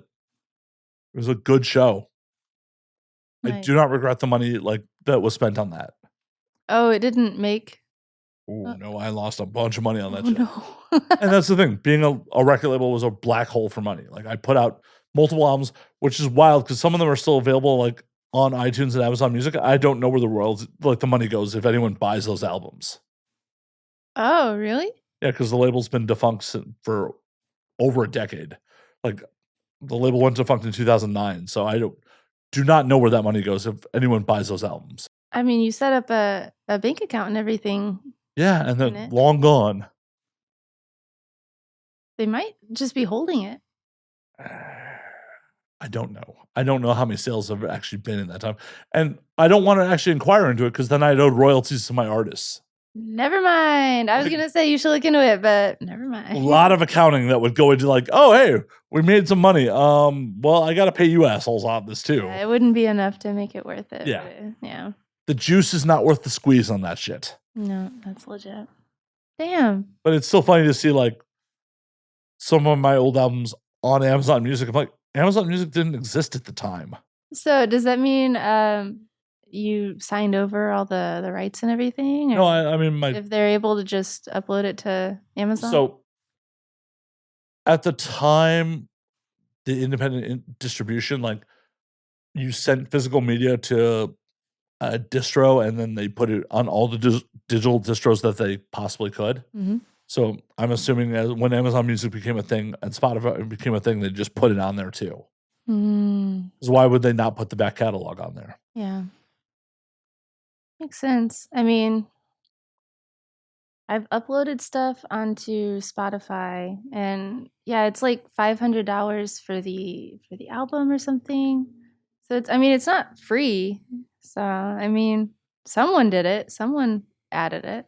Oh, for sure. But that's $500 for you as an individual. If you have a corporate structure with them, I'm sure it's much less. What do you play? Played clarinet throughout college. That's why I was in Italy. I was doing a tour. Oh. Yeah, clarinet and violin. Yeah, one of those band kids. Bailey Rayne that one time at band camp. I knew that was coming. God damn. Well, I got predictable. Fuck. This one time at band camp, I stuck a flute up my pussy. Like, that's... One time at band camp, I had a disappointing hookup, and that's why I never do it again. No, band camp was fun. Oh. Oh, yeah. Someone got you off at band camp? After rehearsal all day, yeah. So, like, everyone thinks, like, the jocks are the ones having all the sex in high school. It's the fucking band kids. The band kids are the ones actually having all the sex. Nobody knows. Duh. Like, oh, horny nerds all put in one place? No. Well, and we totally outnumbered all of the teachers and everything. Like, we're at the school after hours during the summer, like an entire school. Yeah, like, obviously. Well, I'm happy someone got you off after band camp. Thank you. But to be fair, it was a long-term boyfriend at the time. So. What was his instrument? Clarinet. Y'all played the same instrument? The best oral I've ever had, trumpet player and a saxophone player. Their tongues are just, they can do the fast thing. And they can go for a really long time. It's awesome. Good to know. Yeah. I mean, it doesn't help you very much, but if there's any... I mean, there are female trumpet players out there. Hey, there you go. I mean... Are you sexist? Like, oh, there's no women that play that instrument. No, I'm just thinking, I'm thinking clit-wise, but I guess for oral, yeah, you could enjoy some tongue action. It's important. Yeah, I definitely enjoy it. A nice tight embouchure. I definitely enjoy, someone tonguing the head of my penis. Yeah, yeah. It's pretty rad. Yeah, but also, a nice tight, firm embouchure, too. Yeah. Because, I feel like people who don't play instruments, they don't have that muscle built up. I'm going to start hitting the local jazz clubs. I'm just saying, people have been passing up on female musicians and musicians in general. Well, honestly, historically, you should pass on musicians. Really? Why? Oh, you've never heard I mean, besides rock stars, I'm talking about clarinetists. They're still musicians. It's the same fraternity. I don't know about that. I think the rock star and the clarinet player are two different. Oh, you're like, yo, you play for the Philharmonic? I'll put out. I mean, are they cute? They have to be cute. What do you define as cute? That's a good question. Yeah. Because it's changed. It's changed over time. Well, yeah, you have new cells.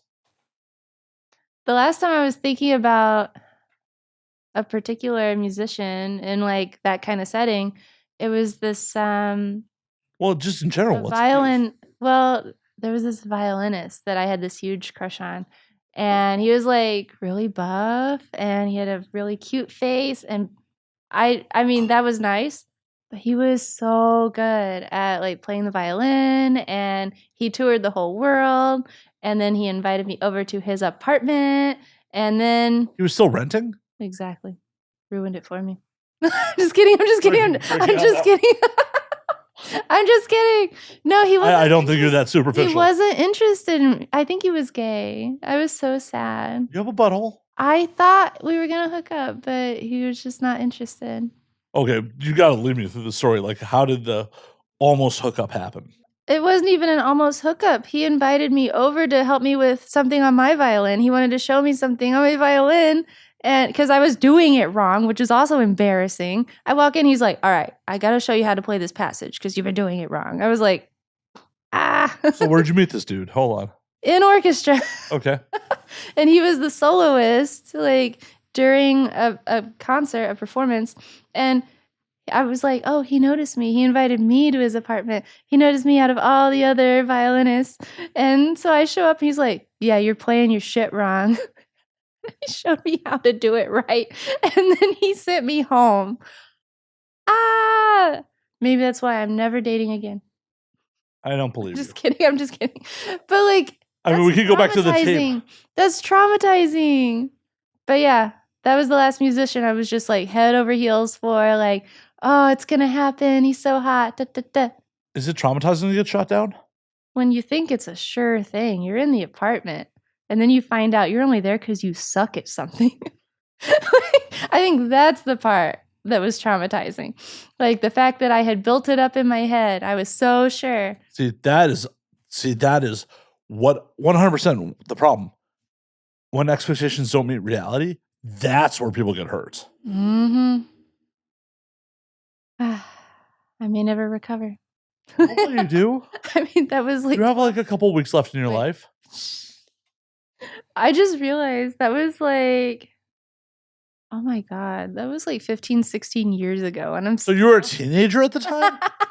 We were all in orchestra together. Wait, why did a teenager have their own apartment? Well, he was 18, so I was 17. Okay, so he was potentially a predator. I mean, we were in orchestra together. We were oh my God. The same age. We were no, you were not the same age.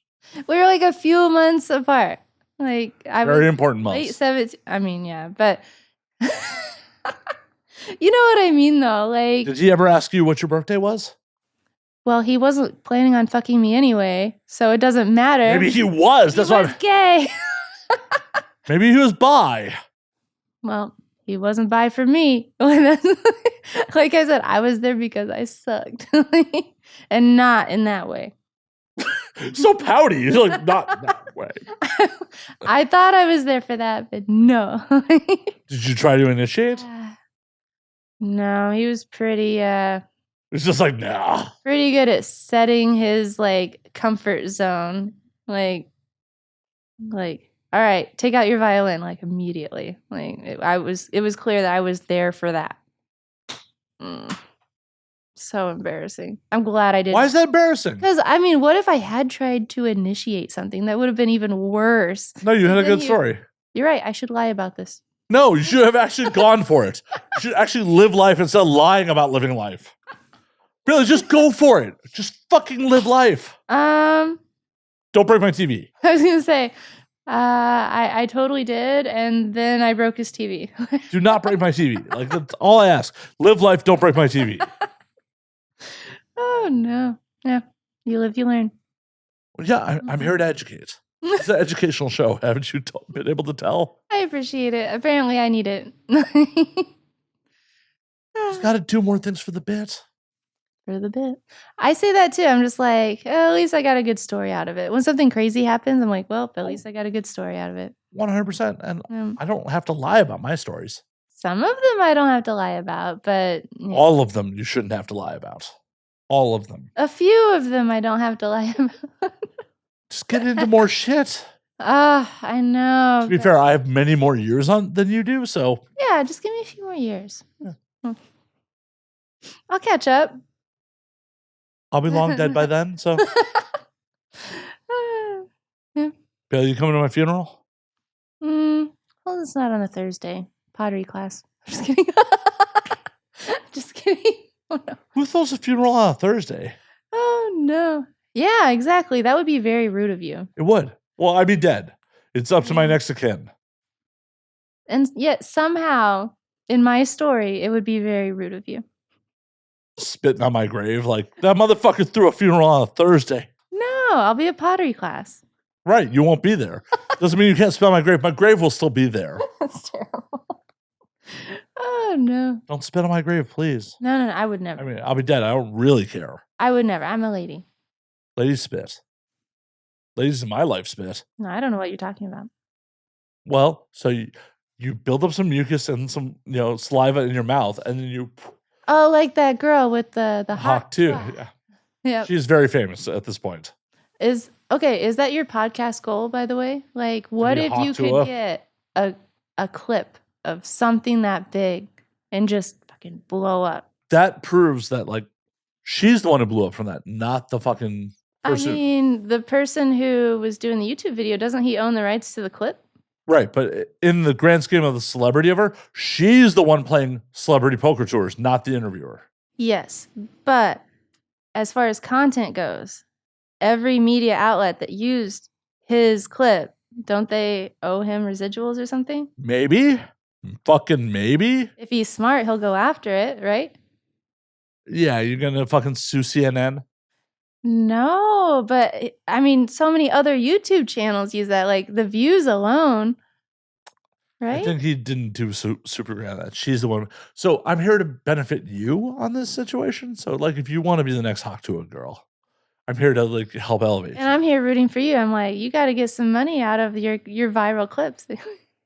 One would hope. Friendships. We're watching out for each other. I agree. Mm-hmm. I agree. That's how it should be. Well, yeah, high tide raises all ships. Like, not trying to, mutually benefit all of us. Hell yeah. That's how these things work. Like 30 minutes ago at this point, we were talking about your passport, though. Oh. Where the fuck have you been? So I did like a European tour. It was like Germany. Where in Germany? Well, we started out, we landed in Frankfurt, went to Rothenburg, and oh my God, this was like 12 years ago. It's been oh my God, so long ago. I mean, I can't remember all the cities because we went to 6 different countries. It was like a whole month. But I remember Rothenburg because that's where I had my first drink. I was 17. My mom was on the trip with me, by the way. I ordered a beer, and it was a warm German beer, and I'd never had alcohol before. I took one sip, and I was like, this is fucking gross. This is disgusting. I'm not drinking it. And my mom was like, you're finishing your drink. Your mom's a good person. And then one of the other girls was like, well, I got wine. Maybe you'll like that more. So we traded. I hated it. I hated the wine. And my mom made me finish it. And I got drunk off of one glass of wine. In my defense, I weighed like 98 pounds back then. I was like so tiny. We're like 105 now. Thank you. You're welcome. If I'm empty, but I would drink to that. You could refill. The bottle's literally in front of you. Well, we're about to hit our time. I think we already hit it, actually. Yeah. You're looking to get out of here? Jesus. Well, let me finish the story first. Jeez. Because Bailey, are you just trying to you're like, I'm watching the clock. I'm trying to get the fuck out of here. I got a ride. But no. So my mom made me finish my first drink, watched me get drunk off of it, and then laughed at me while I was walking around Rothenburg, Germany, asking they have a dessert. It's called Schneeballen. And it's like a ball of pastry covered in like white powdered sugar or white chocolate, or I didn't know how to say it though, so I was just asking for balls. Some things never change. I wanted to put balls in my mouth then, and you're right, nothing has changed. Some things never change. But my mom made me finish my first drink, and that to this day cracks me up. Like, I'd never had alcohol before, and my mom was there for that. What a beautiful family bonding experience. I agree. Yeah. Look at me now. With an empty glass. With a fucking empty glass. Cheersing with an empty glass. Like, yeah, but I drink it on my own terms. For sure. Oh, gosh. Just lying to my audience like, oh yeah, cheers. Empty glass. Empty fucking glass. By the way, I mean, I said good job on the Tito's before, but good job on the Tito's. That's like the best brand. Okay, Tito's and Stoli. Yeah, those are like my main go-tos. Like, no Grey Goose, no Belvedere. I don't like Grey Goose. Is that weird? Belvedere? I don't think I've ever had Belvedere. Ciroc? No. I mean, I usually just get a vodka soda, and they always have Tito's, so it's nice. Tito's is good for the price point. It's consistent. It tastes good, and it's American. And they donate money to like I think shelter dogs, so I like that. It's better that they donate money than vodka to shelter dogs. I'm gonna agree with you on that. Yep. Don't give vodka to shelter dogs. Don't give vodka to the shelter dogs. There you go. Yeah, that should be their slogan. Oh no. Tito's, we don't give vodka to the shelter dogs. But you can. Nope. You shouldn't. Don't do that. Do not do that. Don't do that. It's a bad plan. Oh, no. I mean, I know people who give their dogs like beer and stuff, and like that's so bad for them. Why do you get no monsters? Why do you associate with monsters? It's just a thing people do, like out in the country. People do horrible things everywhere. They think it's fine. They think it's normal. I'm just like, oh my God. There's parts of the world that people think fucking their cousins is normal. You shouldn't associate with those people. Hey, don't talk bad about my kin. I'm just kidding. Are your parents related? I mean, not by marriage? No, it's like a running joke in that like southern Indiana, Kentucky, like, and I get enough like jabs. I just lean into it. I'm like, yeah, it's where I got my beautiful hair, like incest. The family tree has no branches. No branches. Just all trunk. It sucks though. Like everyone just assumes it, so you might as well just embrace the stereotype because people are gonna make jokes no matter what. Well, yeah. I just make the joke first. Solid move. Yep. That's all you can do. I mean, there's a lot of other things I could do. A lot of other things. Instead of taking the low-hanging fruit from, the tree that has no fucking branches. I mean, I let you make the joke first. Don't worry. Aww, I just, You let me? I let you. You gave me permission? Before I leaned into it. Yeah. No worries. It's okay. I'm sure your genetic code is biodiverse. God, I hope so. It's a little late if it's not. It's a little late if it's not. That's what I was about to say. Like, this is what I'm working with at this point. You're already on the planet. I mean, we have talked about the timeline. Maybe there's a better version of me on the other timeline. Like, or one worse. of the other. Or worse. Evil Bailey. Bailey with extra chromosomes. Maybe she's like a super genius, though, because of the extra chromosomes. That's not generally how that works. I know. That's why she's like. Are you saying you're not a super genius now? Well, not an evil one. That's to be determined. Oof, that is. I did make you drink a lot tonight. You didn't make me do shit. Okay, I lied, and then you turned it into a game, and then I really leaned into it. I didn't make you do it. Why are you trying to get me fucked up, Bailey? Why are you trying to get me drunk? Are you trying to take advantage of me? What is happening here? I mean, you invited me over. Well, and we all know how that goes. Your violin parts are bad. Get out. Oh, the callback was so mean, though. So relevant. So relevant. It was so mean.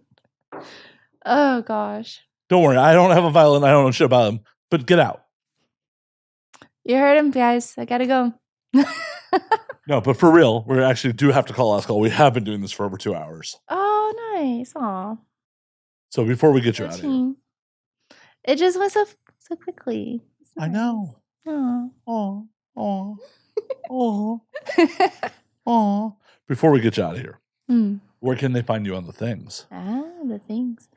Guys, I'm on Twitter at the Bailey Rayne and also Bayray92, Bairay 92. It's also my Instagram. Those are the things. And I cam on my free cams. My username on there is Bailey Rayne. Just Bailey Rayne. No the. There could be other Bailey Raynes because it is not the Bailey Rayne.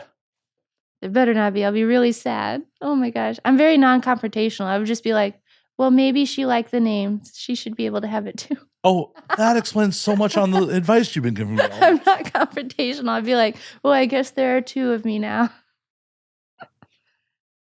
I'm working on it. Get more confrontational. Yeah, I got to work on that one. Bailey, it's been an absolute pleasure. We will do this again at some point. Thank you so much for having me. It was a blast. And thank you guys for watching. I appreciate it. Aww. Until next week, drink up, motherfuckers. Hell yeah.